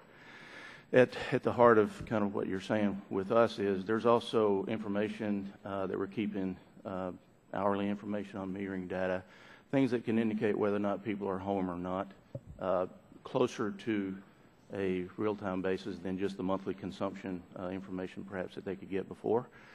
So we're wanting to push the notion in Tallahassee that perhaps we want to close that down just a little bit without getting rid of people's ability to still get access to historical type information. Those conversations are important. They need to be had because we need to make sure that we are protecting the consumer's information. Thank you very much. And Mr. Christensen, as an advocate for renewable energy, I'm very interested in the work your firm is doing with energy storage. You seem very encouraging. I feel encouraged about the possibilities. But the other day I heard a bit more skepticism about how fast this technology could evolve to make a significant contribution to the grid. What are the biggest challenges, and how quickly down the road will we see a meaningful energy storage outcome? So we're in the process now of deploying over 200 megawatts, which we will do in 2015. And that is in markets that have been opened by, FERC Order 755, opened the way to some of these markets. We also have tremendous interest now from utilities and also international. I think we can do some work on the policy part and ensuring that storage gets treated for the value of and the flexibility and the speed and accuracy it provides, and that will help more installations come on. Thank you very much. With that, Mr. Chair, I yield back. Gentleman yields back. This time recognize the gentleman from West Virginia, Mr. McKinley, for 5 minutes. Thank you, Mr. Chairman. I thought that when we came here, the hearing was to ensuring a secure, reliable, and modern electric system. And I thought by extension we were going to be talking a lot more about the grid, and I've got more confused as I've heard all this discussion. It's much like, I'm an engineer by training, but so I by virtue of that, I suppose I can take on the lawyers in the room, because you ask 100 lawyers an opinion on something, you're going to get 100 different opinions. So I'm curious. I've heard very professorial comments, very in-depth, your white papers that you've all developed about this topic. But I wonder whether or not we've been able to reach America with the story. Because we've been talking about source-agnostic architecture. We've even heard about vulcanizing. We've heard about platforms. We've talked about polar vortexes. Mr. Cameron, you were about as close to talking to the American public as I've seen in this panel. One thing I've learned in Congress in my 4 years here, that we have trouble when we're confronted with more than one option. And I haven't heard the option. I've heard 7 or 8 different themes of where we should go, and I'm really trying to get to a point with the grid of what is, and the folks on the other side, they all keep talking about consensus, so I'll take their word. Is there a consensus of where we should go to develop grid reliability? Because what we've not talked about is the public's resistance. That was mine. The public doesn't want, don't put that high tension line over my property. Not my backyard. We haven't talked about electromagnetic pulse, the threat to our grid reliability with that, because we know that's a serious challenge. We've talked about the fact that we've had briefings, I don't think I'm breaching protocol here, but we can shut off someone else's grid in another country and they can shut off our grid, because we have that capability. There was just some mention slightly about the EPA regulations and shutting down some of our powerhouses, that when we had this polar vortex, that we're now leading to a point that we came within what I was told 700 megawatts of having a brownout last winter. That's really threatening. I don't know whether people across America understand. That's really just one powerhouse, 700 megawatts. And then the option of the age issue. I'd like for you to just explain in terms that we don't use here in the Beltway for Mildred Schmidt to understand. What does that have to do with what? Tell me a little bit more about the age, because we have water lines and sewer lines and buildings and roads and bridges that are far older than 25 years. Why should I be worried about electric grid? Why should I be worried about the electric power lines being 25 years old? So with that, I'd like to hear, is there a consensus of where we should go, where Congress should be putting its first priority in getting greater reliance or dependability, or are we just going to talk in abstract again? Is there a consensus? Mr. Kamen. First of all, thanks for being in engineering Congress. Oh, it's lonely. Secondly, I would continue, in our first competitions, we call it cooperation. We believe that if you apply technologies properly, everybody can win as they compete because the public gets the best that way. And I think what you've heard from everybody is the grid is getting older. It is getting, for various reasons, the environment, terrorism, cyber attacks, it's more fragile. And you're hearing a lot of people adding a lot of new technologies, but I would think where there's a consensus should be that you've got to get all the people that provide the net result to the public, as you point out, working together so that you don't create a if I win, you lose situation.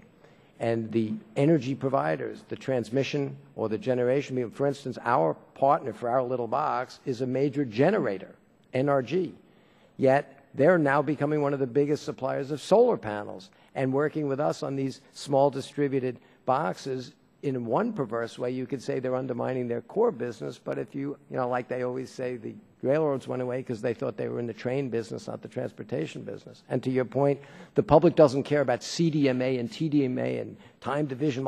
They care about a cell phone being more convenient than a landline. So the public, if the public could have a simple appliance put into their home that already used infrastructure that we have great confidence in because it's buried under the ground, like gas lines, like their oil, like their propane.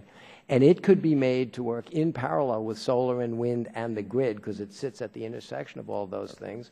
Somebody with an appliance like that would say, my costs went down because the waste heat from this thing is now my water system and my furnace, and I have more security and reliability because it's distributed. It's sort of like getting a backup generator free.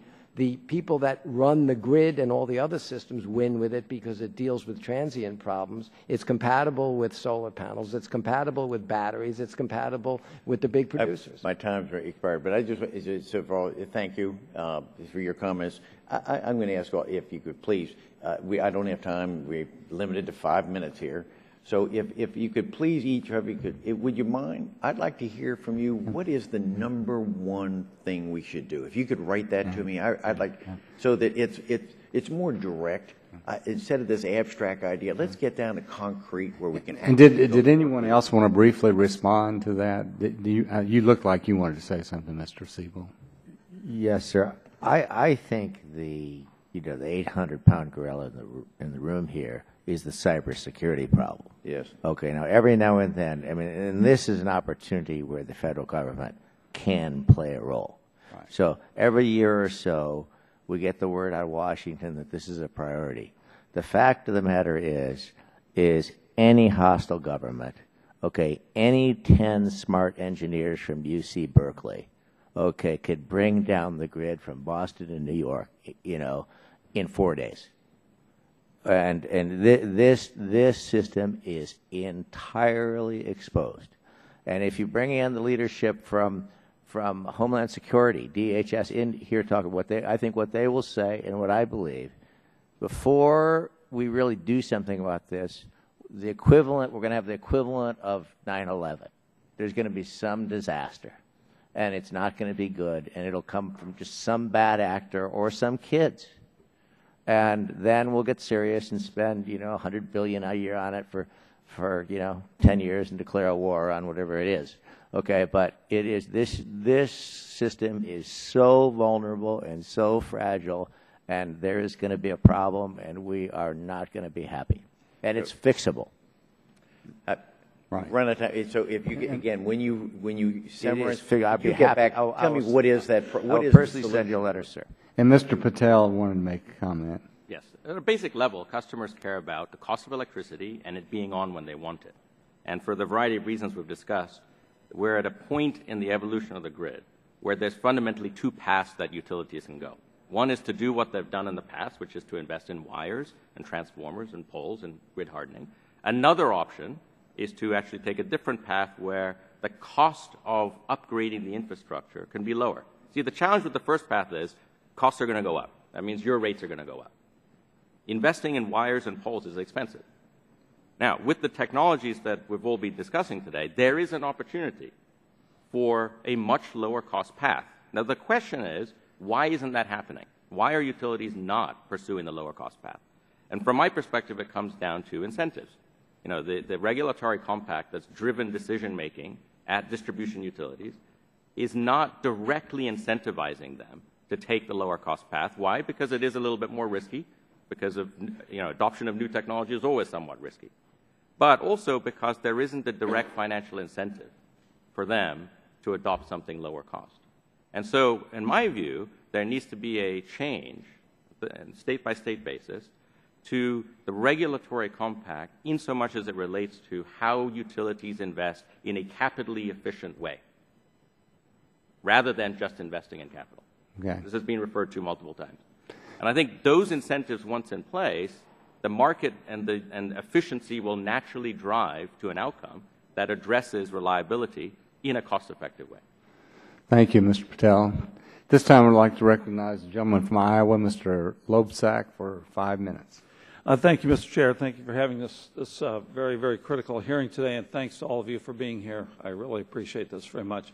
I'm new on this committee, on the larger committee. I'm new on the subcommittee, but been dealing with these issues, especially in rural Iowa, since I've been in office, since 2007.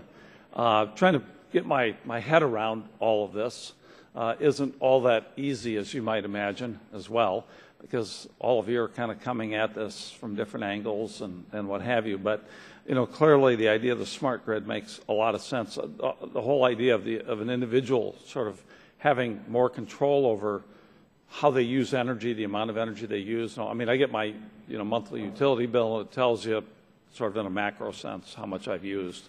But that's not nearly the same as being able to control, you know, time of day and all kinds of things much better than I'm able to do now. So I really appreciate that, and I do believe in individuals taking their own responsibility for their decisions. And we see in Iowa, for example, we do see a lot of wind turbines, you know, at farms, and solar panels powering you know, hog farms, for example. And there's all kinds of stuff like that going on around this country and around the 24 counties in my congressional district. It's really quite fascinating to see how this is all going. And the local RECs are kind of coming on board more on solar and some of these alternative energies as well. So it's really pretty exciting, and I'm glad that Mr. McNerney was excited, because I'm not quite as excited, but I'm excited about all this and sort of where we can go from here. You know, Iowa traditionally we were a coal state, not unlike parts of Illinois where Congressman Shimkus is from. John L. Lewis actually is from Iowa long ago. But we've made this transition in many ways. I like to remind people that 27.3% of our energy in Iowa is wind generated. We have a heck of a lot of wind energy in Iowa. Now there's big controversy about building transmission line across the state carrying, you know, energy that is not necessarily generated in Iowa, but in other places over to other markets to the east of us. But we're really making tremendous progress when it comes to renewables. There's no doubt about that. But I do want to ask kind of a general question. Anybody who wants to answer this, and keeping in mind that if that takes my time, I want to come back to you, Mr. Kamen, especially the German issue and some things that you're talking about.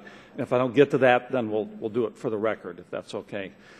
Thank you. So, you know, I'm from a rural area. We got a lot of challenges. We have natural disasters. Alliant Energy said they lost 6,000 poles in February of 2007 when we had this massive ice storm. I guess if you can be as specific as possible, how do we look at making sure that we get sufficient energy, continue to get sufficient energy to the more rural areas in places like Iowa and other places? I know it's a general question. It's a big challenge to answer that question, but I want to open that up to anyone. You're nodding, Mr. Kamen. I don't want to be preferential here, but you're nodding like you do want to answer that question.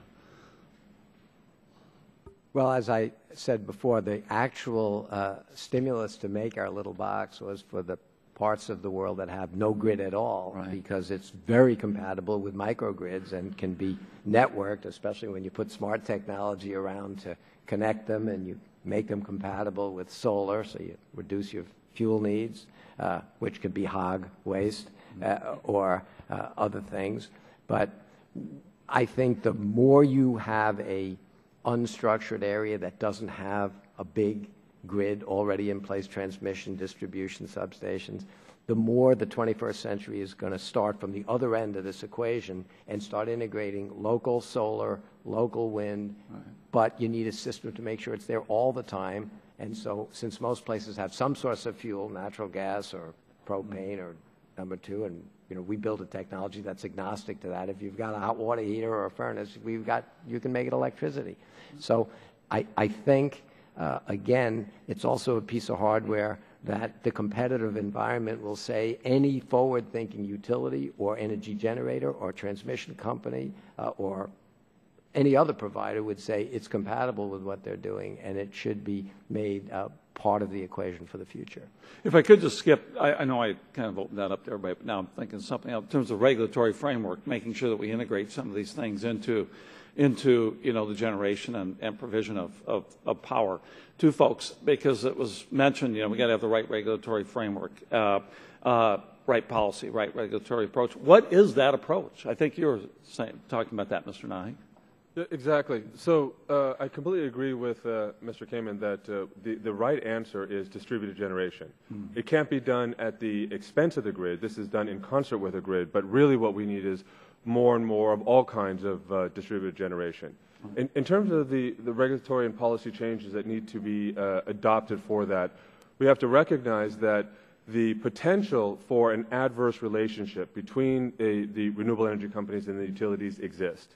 It doesn't have to be. Right. There are ways that these companies can work together. There are ways that we can help the utilities adopt to a business model that would provide for more distributed generation.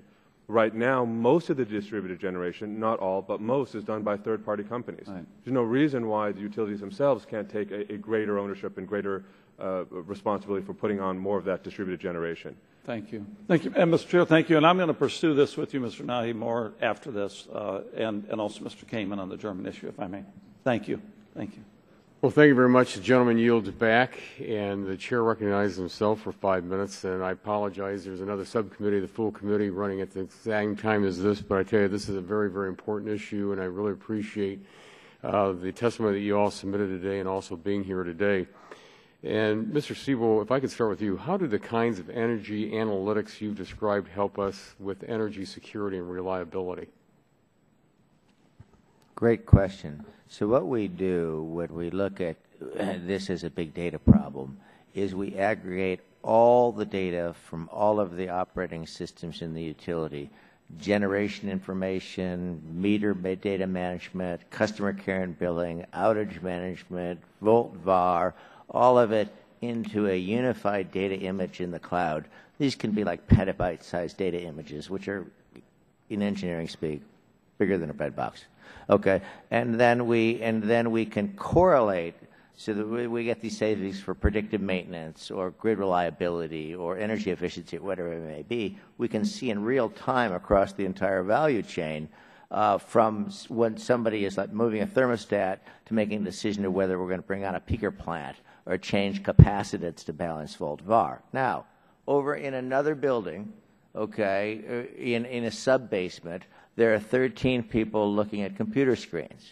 And they're looking at utilities that are provided by companies like Symantec and like Hewlett-Packard and whatnot, looking for virus detection and malware detection that are penetrating the network.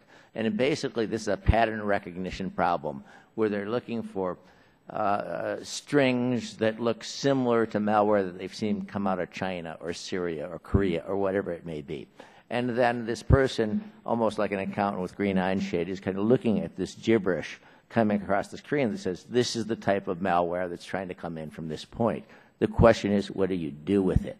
By being able to correlate that as just another data source with the entire grid infrastructure you can say, what does this mean? What portion of the grid is impacted? What critical infrastructure is impacted? What's the single point of failure?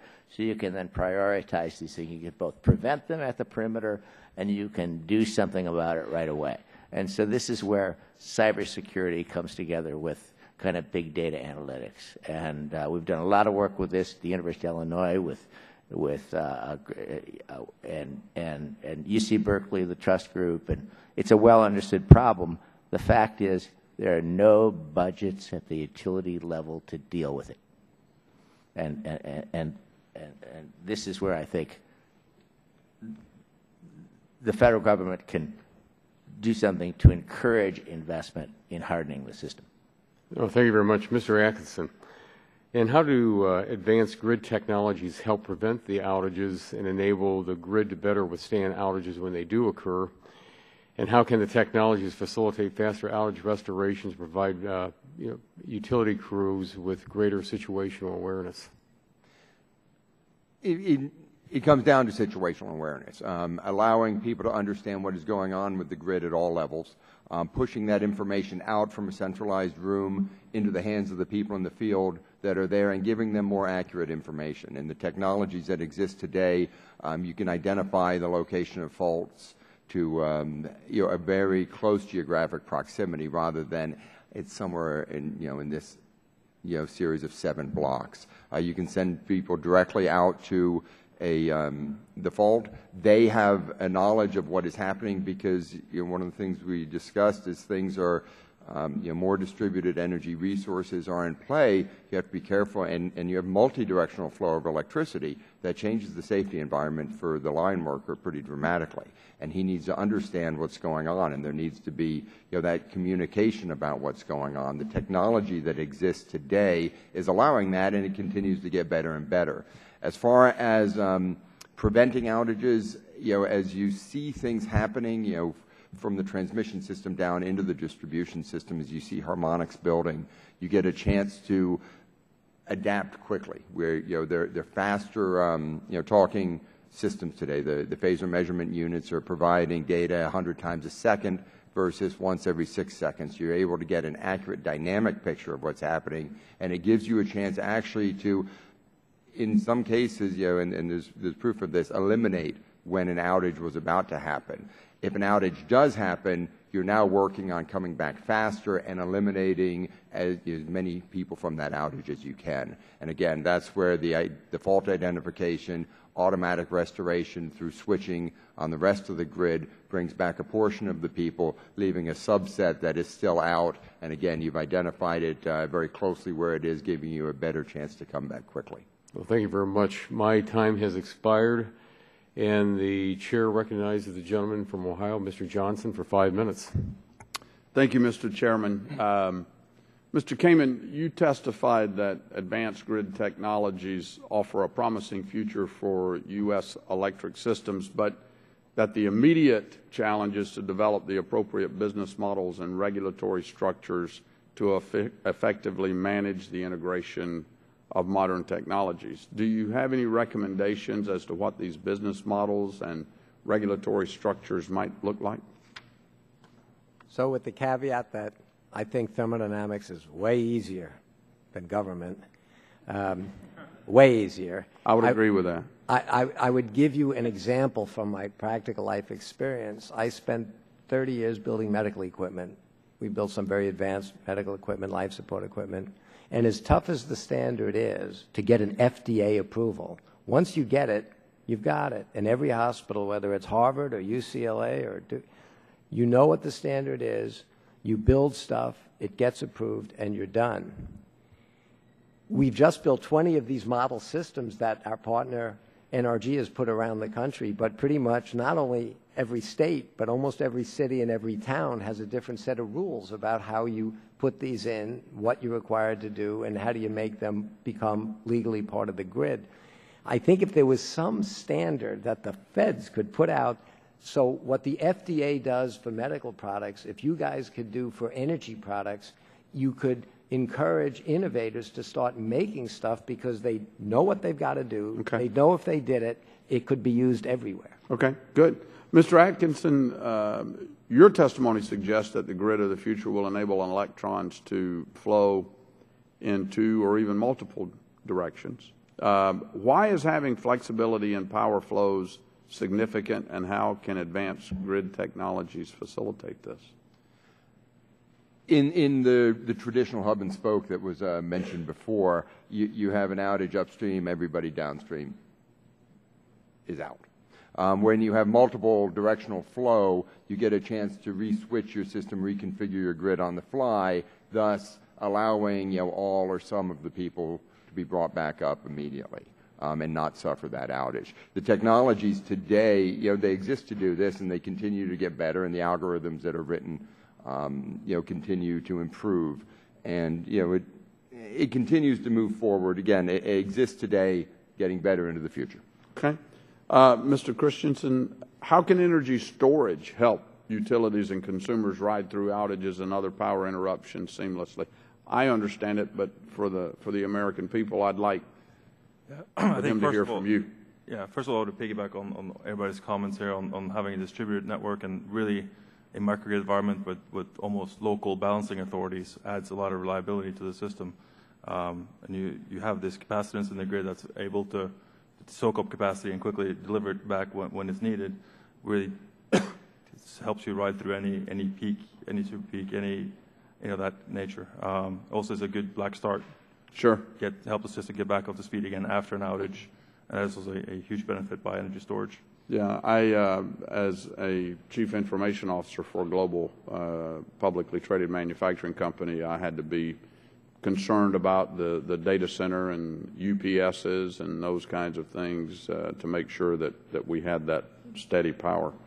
A lot of folks don't realize in today's high-tech arena what a power outage, a power surge, and what those constantly changing power parameters do to solid-state circuitry and those kinds of things. It wreaks havoc. Mr. Ivey, you state in your testimony that greater adoption of advanced grid technologies may help create self-healing grids. Can you expand on this concept of a self-healing grid a little bit?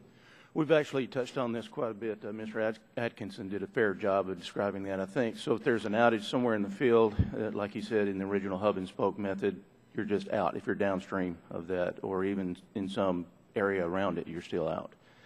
We are installing at our company and other municipalities and investor-owned utilities around the country are pretty advanced already in the tactics of installing these high-speed switches that are sensing where these short circuits are on the system, and they're talking to each other to try to figure out how to isolate it. Mm-hmm. And then the goal is to have it just isolated to the smallest area that you can possibly have it in.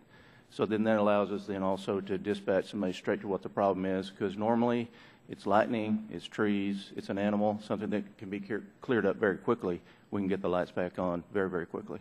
Okay, very good. Well, thank you, Mr. Chairman, and I yield back. Thank you, gentlemen. Gentleman yields back. This time recognized Mr. Mullen, gentleman from Oklahoma, for 5 minutes.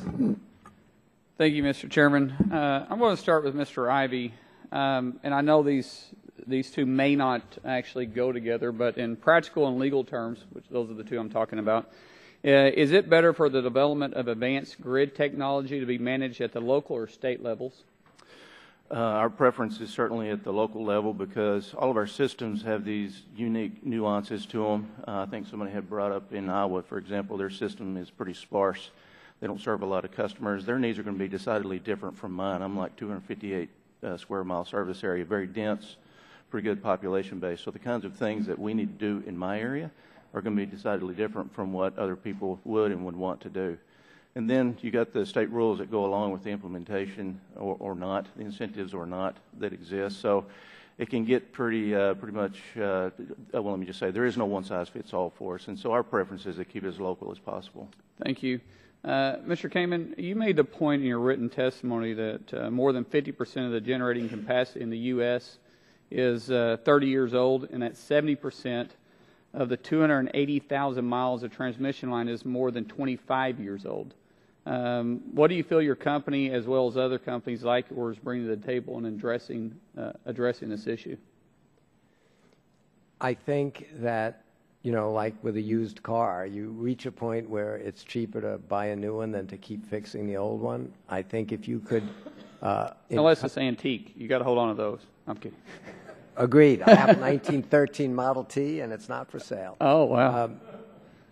I would tell you, if the proper incentives were put before the people that produce the energy, transmit the energy, distribute the energy, supply it to the end user, if they had a clean piece of paper and could invest their money in alternatives to just fixing these things that are, as you've heard, when it's a big central power plant, cybersecurity is a real issue. There's only a few of them to take down. When you heard that there's only a few plants that are hub and spoke, it's very hard to make them self-healing. If you could have thousands and thousands of small, locally operated and controlled units that, by the way, when there's thousands or hundreds of thousands of them, you can put them so close to where you need the electricity that you can also take their waste heat, because all of these systems make mostly waste heat of whatever energy they burn, but you can't transmit heat very far. But if you made lots of small distributed plants, you would sort of get as a bonus, you could use the waste heat in most places so it's no longer waste. It's what people need for their furnace and hot water. You would be much safer against anybody taking one system down. It might require more sophisticated controls and interaction, but as we've heard, that's becoming easier and easier. So if you could create a system, instead of taking these very, very old systems, which they sort of have no other choice but to keep them up and operating, and allow them to transition to a new alternative technology, they would do better. What's keeping it down? What's keeping the companies from being able to do this? Are we the hindrance?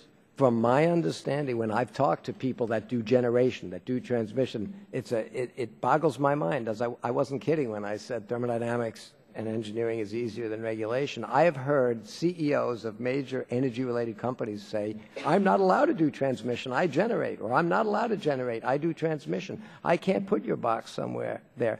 And I get a headache thinking, I think I just spoke to my power company who said I can do this but not do that. Well, my lights only come on when all of that stuff is done. Does anybody else on the panel want to address that? What's holding the industry back?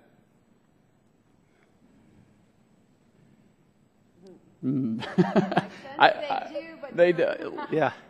I'm the good guy. I'm not going to hurt you, but I need to know. No. Look, I come from a business, and the only reason why I'm here is because the biggest problem I had with running our company was rules that were being made up here. Mm-hmm. And so I understand it, but I need to know what it is that's holding you back so we can help. Let's look a little bit at the macroeconomic piece of it, and you know, the answer, the solution for the future is, I'll tell you, is a combination of all this stuff that we've been talking about. So you got a great panel here. When we build a $300 million natural gas combined cycle generating unit, we spread the cost of that out over 25 to 40 years maybe, and whoever's on the system at the time gets to help. Not only do they get the benefit of it, but they get to help pay their share of the cost for that facility. I've been challenged with being a little stodgy, a little narrow-minded in my thinking, but we're that way by design, and I accept that almost as a pat on the back, because we are that way by design. We don't change quickly.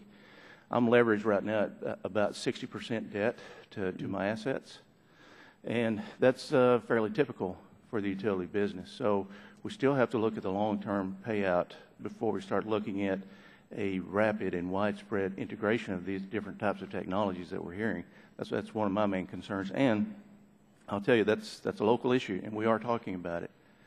We're talking about with our city commission about the need to start changing our minds about how long we should be amortizing that debt out like that. So it's going on, but unfortunately it's not going to happen really quick. Thank you. My time is out. This time I recognize the gentleman from Virginia, Mr. Griffith, for 5 minutes. Thank you very much. Wow, what a great panel you put together, Mr. Chairman. It's really been a very educational morning. I have been here since the beginning, so I can say that you all have been very helpful in educating me. I happen to be one of the few members of this committee that's one of those evil lawyers everybody talks about, so I need lots of help in understanding these things. But I am concerned about privacy issues. And Mr. Ivey, your company has some smart meters, as I understand it, and you all have an opt-out provision. Can you tell me why that's important to your customers? The opt-out provision is as much not wanting to have a smart meter on the side of their house as it is anything else, frankly. So they have a standard digital meter that we read manually once a month. That's not very many. It's less than 0.5% of our consumers went that direction. I'm more concerned about the hourly information that we can collect and maintain in our large database that we've got. That's the part that I'm looking to try to conceal. And if people can still get access to more historical type information that they could get already before smart meters were available, fine. Won't have an issue with that. Okay. I do appreciate that. I am concerned about all the collection of this data and being able to predict with the new smart grids and so forth what the usage is going to be is very important. But when it comes to an individual house, sometimes, just because we can doesn't mean we should. So I appreciate that perspective. I am excited, although I'm having some kind of a technical glitch here. I don't know whether my phone's too close or whether I'm just electric today or something. But, Mr. Kamen, I'm excited by the technology you're talking about with these small generators. So how small a facility can they be used at, and how big can you go?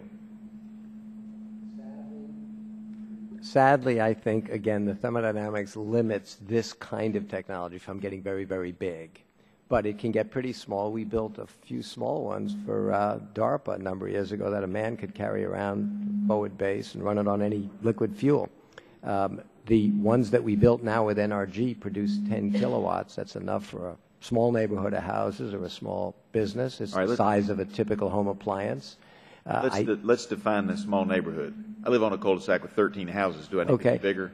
The average American home consumes less than 2 kilowatts.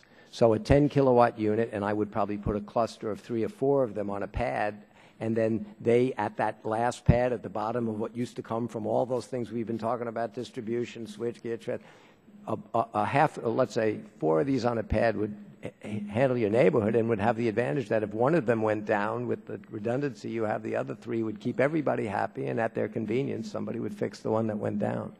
And as a part of that, because I was thinking about it when the testimony was going on earlier about the storms and the neighborhoods being wiped out. The big advantage we have is, of course, we'll run on any fuel, and typically your neighborhood has buried lines in it that are bringing natural gas. You probably have buried tanks with heating oil or propane. Those things are way less susceptible to problems than wires running through all the trees that get taken down by ice or wind or hurricanes.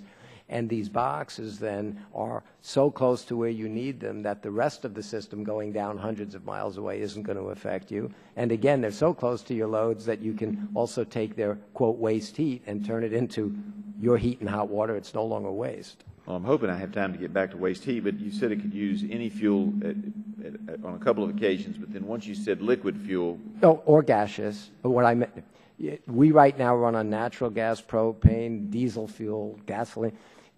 The device is actually running on something that looks like a burner in your hot water heater, which is why it doesn't make lots of noise. An engine, the diesel cycle, Rankine cycle, Otto cycle, an engine has a very specific kind of fuel because it touches every part of the inside of your engine. It gets atomized, a spark comes in or compression comes.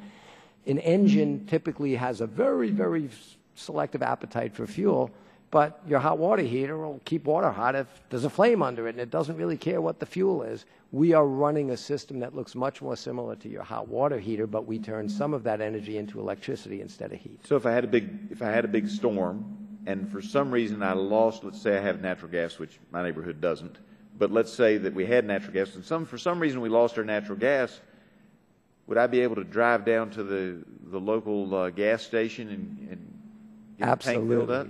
Absolutely. When we were asked to fire these little ones up for the Department of Defense, the original deal they said was, you've got to be able to switch from one fuel to another with only a 2-hour cool down, shut down, and refit it. We said to them, we don't need 2 hours. We'll add a little gasoline to the diesel fuel, throw in a little beer, and let it keep running. And we never even shut the engines off as we changed fuel. I think this is exciting, and I would love to get to waste heat, but my time is up. But I find it exciting from another perspective, because one of the fears that some folks have, and I probably share some of that, is that if you get a smart grid that covers everything and you have just a few big providers, that gives a lot of power to a few folks in the switch room. This gives power back to smaller communities and so forth, and I think it's very exciting technology. Thank you all so much for being here. All of you. I had other questions for others, but I don't have time. But what a great panel. Thank you. Gentleman yields back. This time, recognize the gentleman from Texas, Mr. Green, 5 minutes. Thank you, Mr. Chairman, and I want to thank our panel. We draft legislation, and if it becomes law, it may be 30 years before we go back and visit it.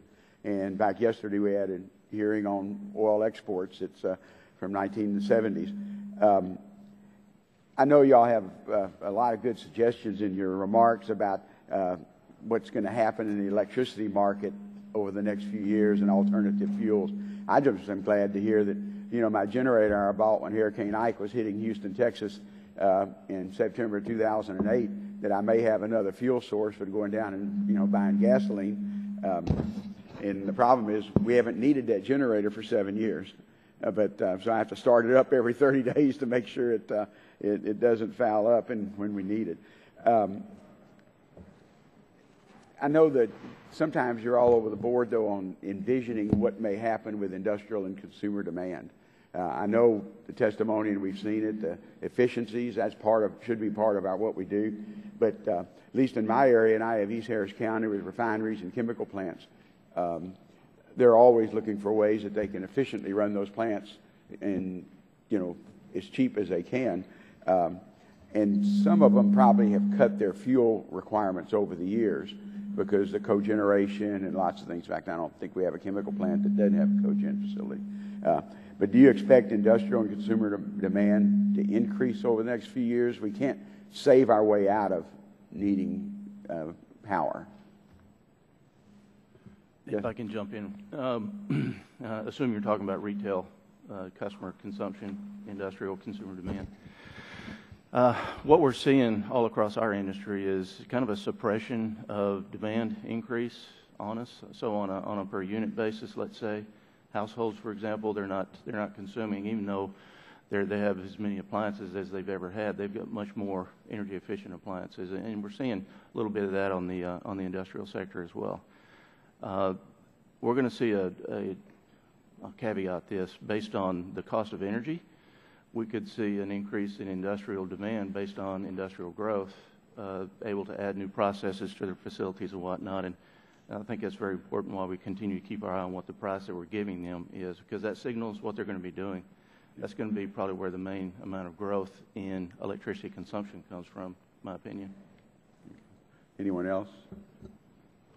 Well, I think there are certain parts of the country that are seeing load growth because of electric vehicles. That's obviously very small as a percentage of load growth right now. But that is occurring, and I think that depending on the price evolution of electric vehicles, we could see a rapid adoption of that. But I would also say there's something that's actually keeping or containing the growth on the electrical demand side, and that's the fact that it goes back again to our regulatory compact since 1935, which is, in effect, utilities are constrained to operate at one point in the customer's demand curve. And it's actually multiple points depending on whether you're industrial or commercial customer, but there's relatively few points on the customer's demand curve that utilities are constrained to operate on.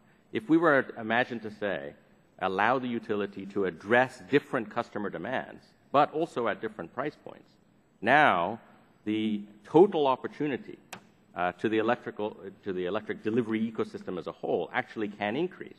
And there are some prime examples of where there is a need to do this.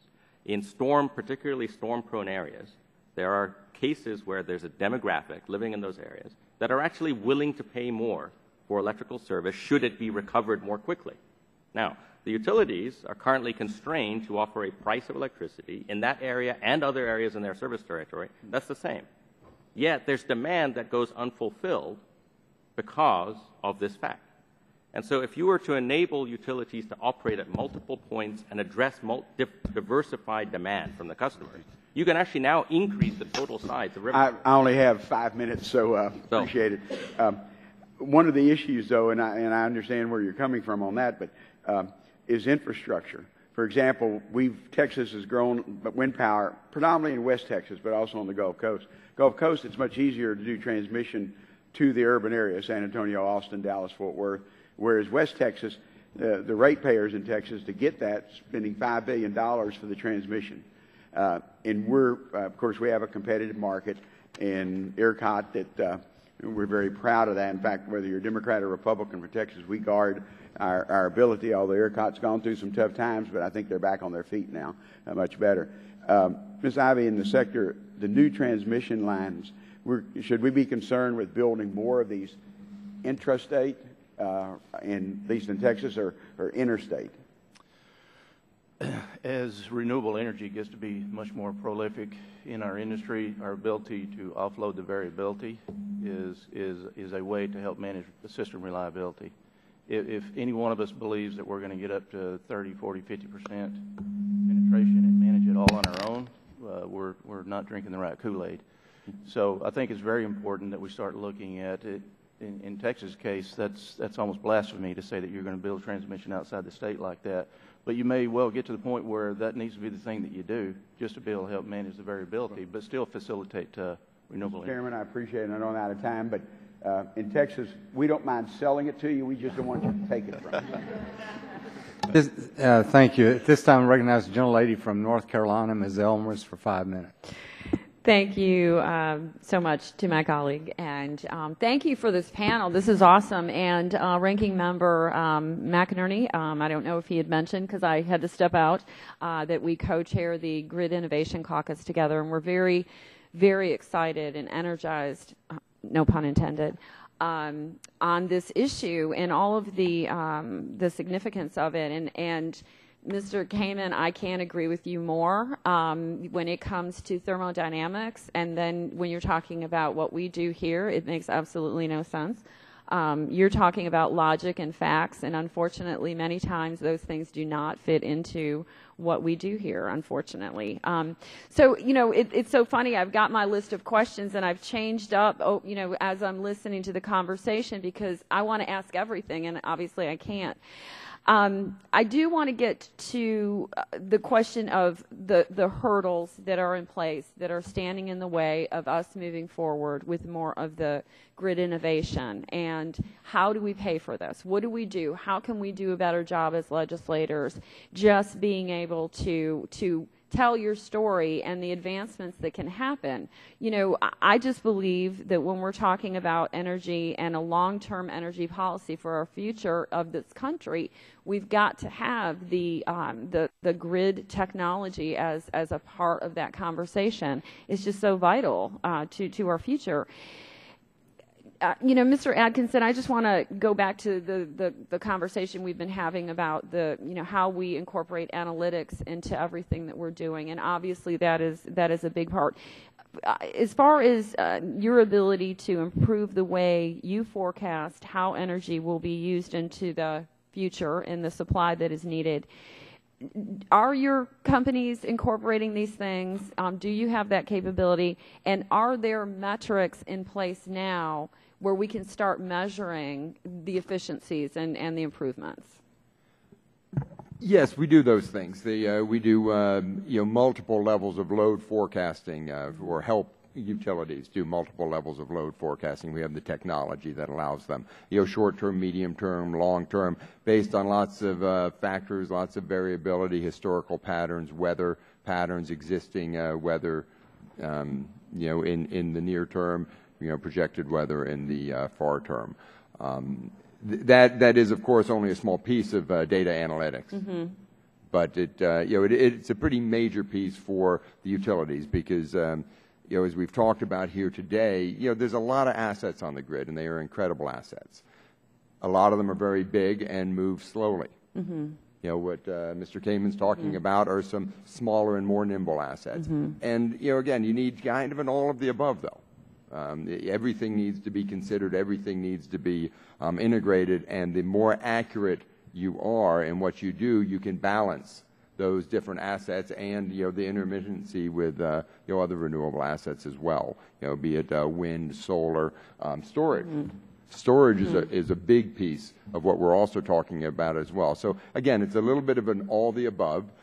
We have the analytics today to do this kind of forecasting. We have the technology that also integrates the control systems, as it were, of all the different types of technologies, understands what they're doing, and is able to present a simple view of that to the operators in the control room, to the utilities, or who are on the front lines of making sure that we all have electricity at the flip of a switch. That's what we want. Yes, and Mr. Christensen, I can see that you want to comment on that as well. Yeah, and I guess the question, my comment goes out to the type of data that we use when we typically use this analysis. It's something that Alevo does as well. We try to, we do modeling of big systems to evaluate the value proposition of what storage brings. And that goes back to Mr. Siebel's comment that, the amount of data we need to really optimize grid is tremendous. And when we look at average data, which is typically what is available today, is an average heat rate for the year. It really, when we look at the variability and the granularity we need for the grid today, it's just not enough data to make those choices or to look at the value proposition. So really, it goes down to collecting, down to sub-hourly data, running optimization on that type of data. One of the things that I have learned over time is for my rural electric co-ops, the importance of the smart meters for consumers and how they've been able to really have that dynamic relationship with their providers so that they can actually control costs. So I would just like to add to that in my 5 seconds left. Thank you on behalf of the customers of our rural electric co-ops, because you're providing for them this vital piece so that they can actually be doing a better job in their costs every day. So thank you, and thank you to the panel. You guys are awesome. Well, thank you. That concludes today's hearing, and I want to thank each and every one of you for joining us today, for your testimony, for responding to our questions, and we look forward to working with you as we move forward, and it's going to take the efforts of all of us, of course, to be successful. And I will keep the record open for 10 days for any additional materials, and with that, the hearing is concluded. Thank you, Jerry. I just had to stay here and make sure you ask for unanimous disband consent. the EPA. Yeah, right. It was getting ready to.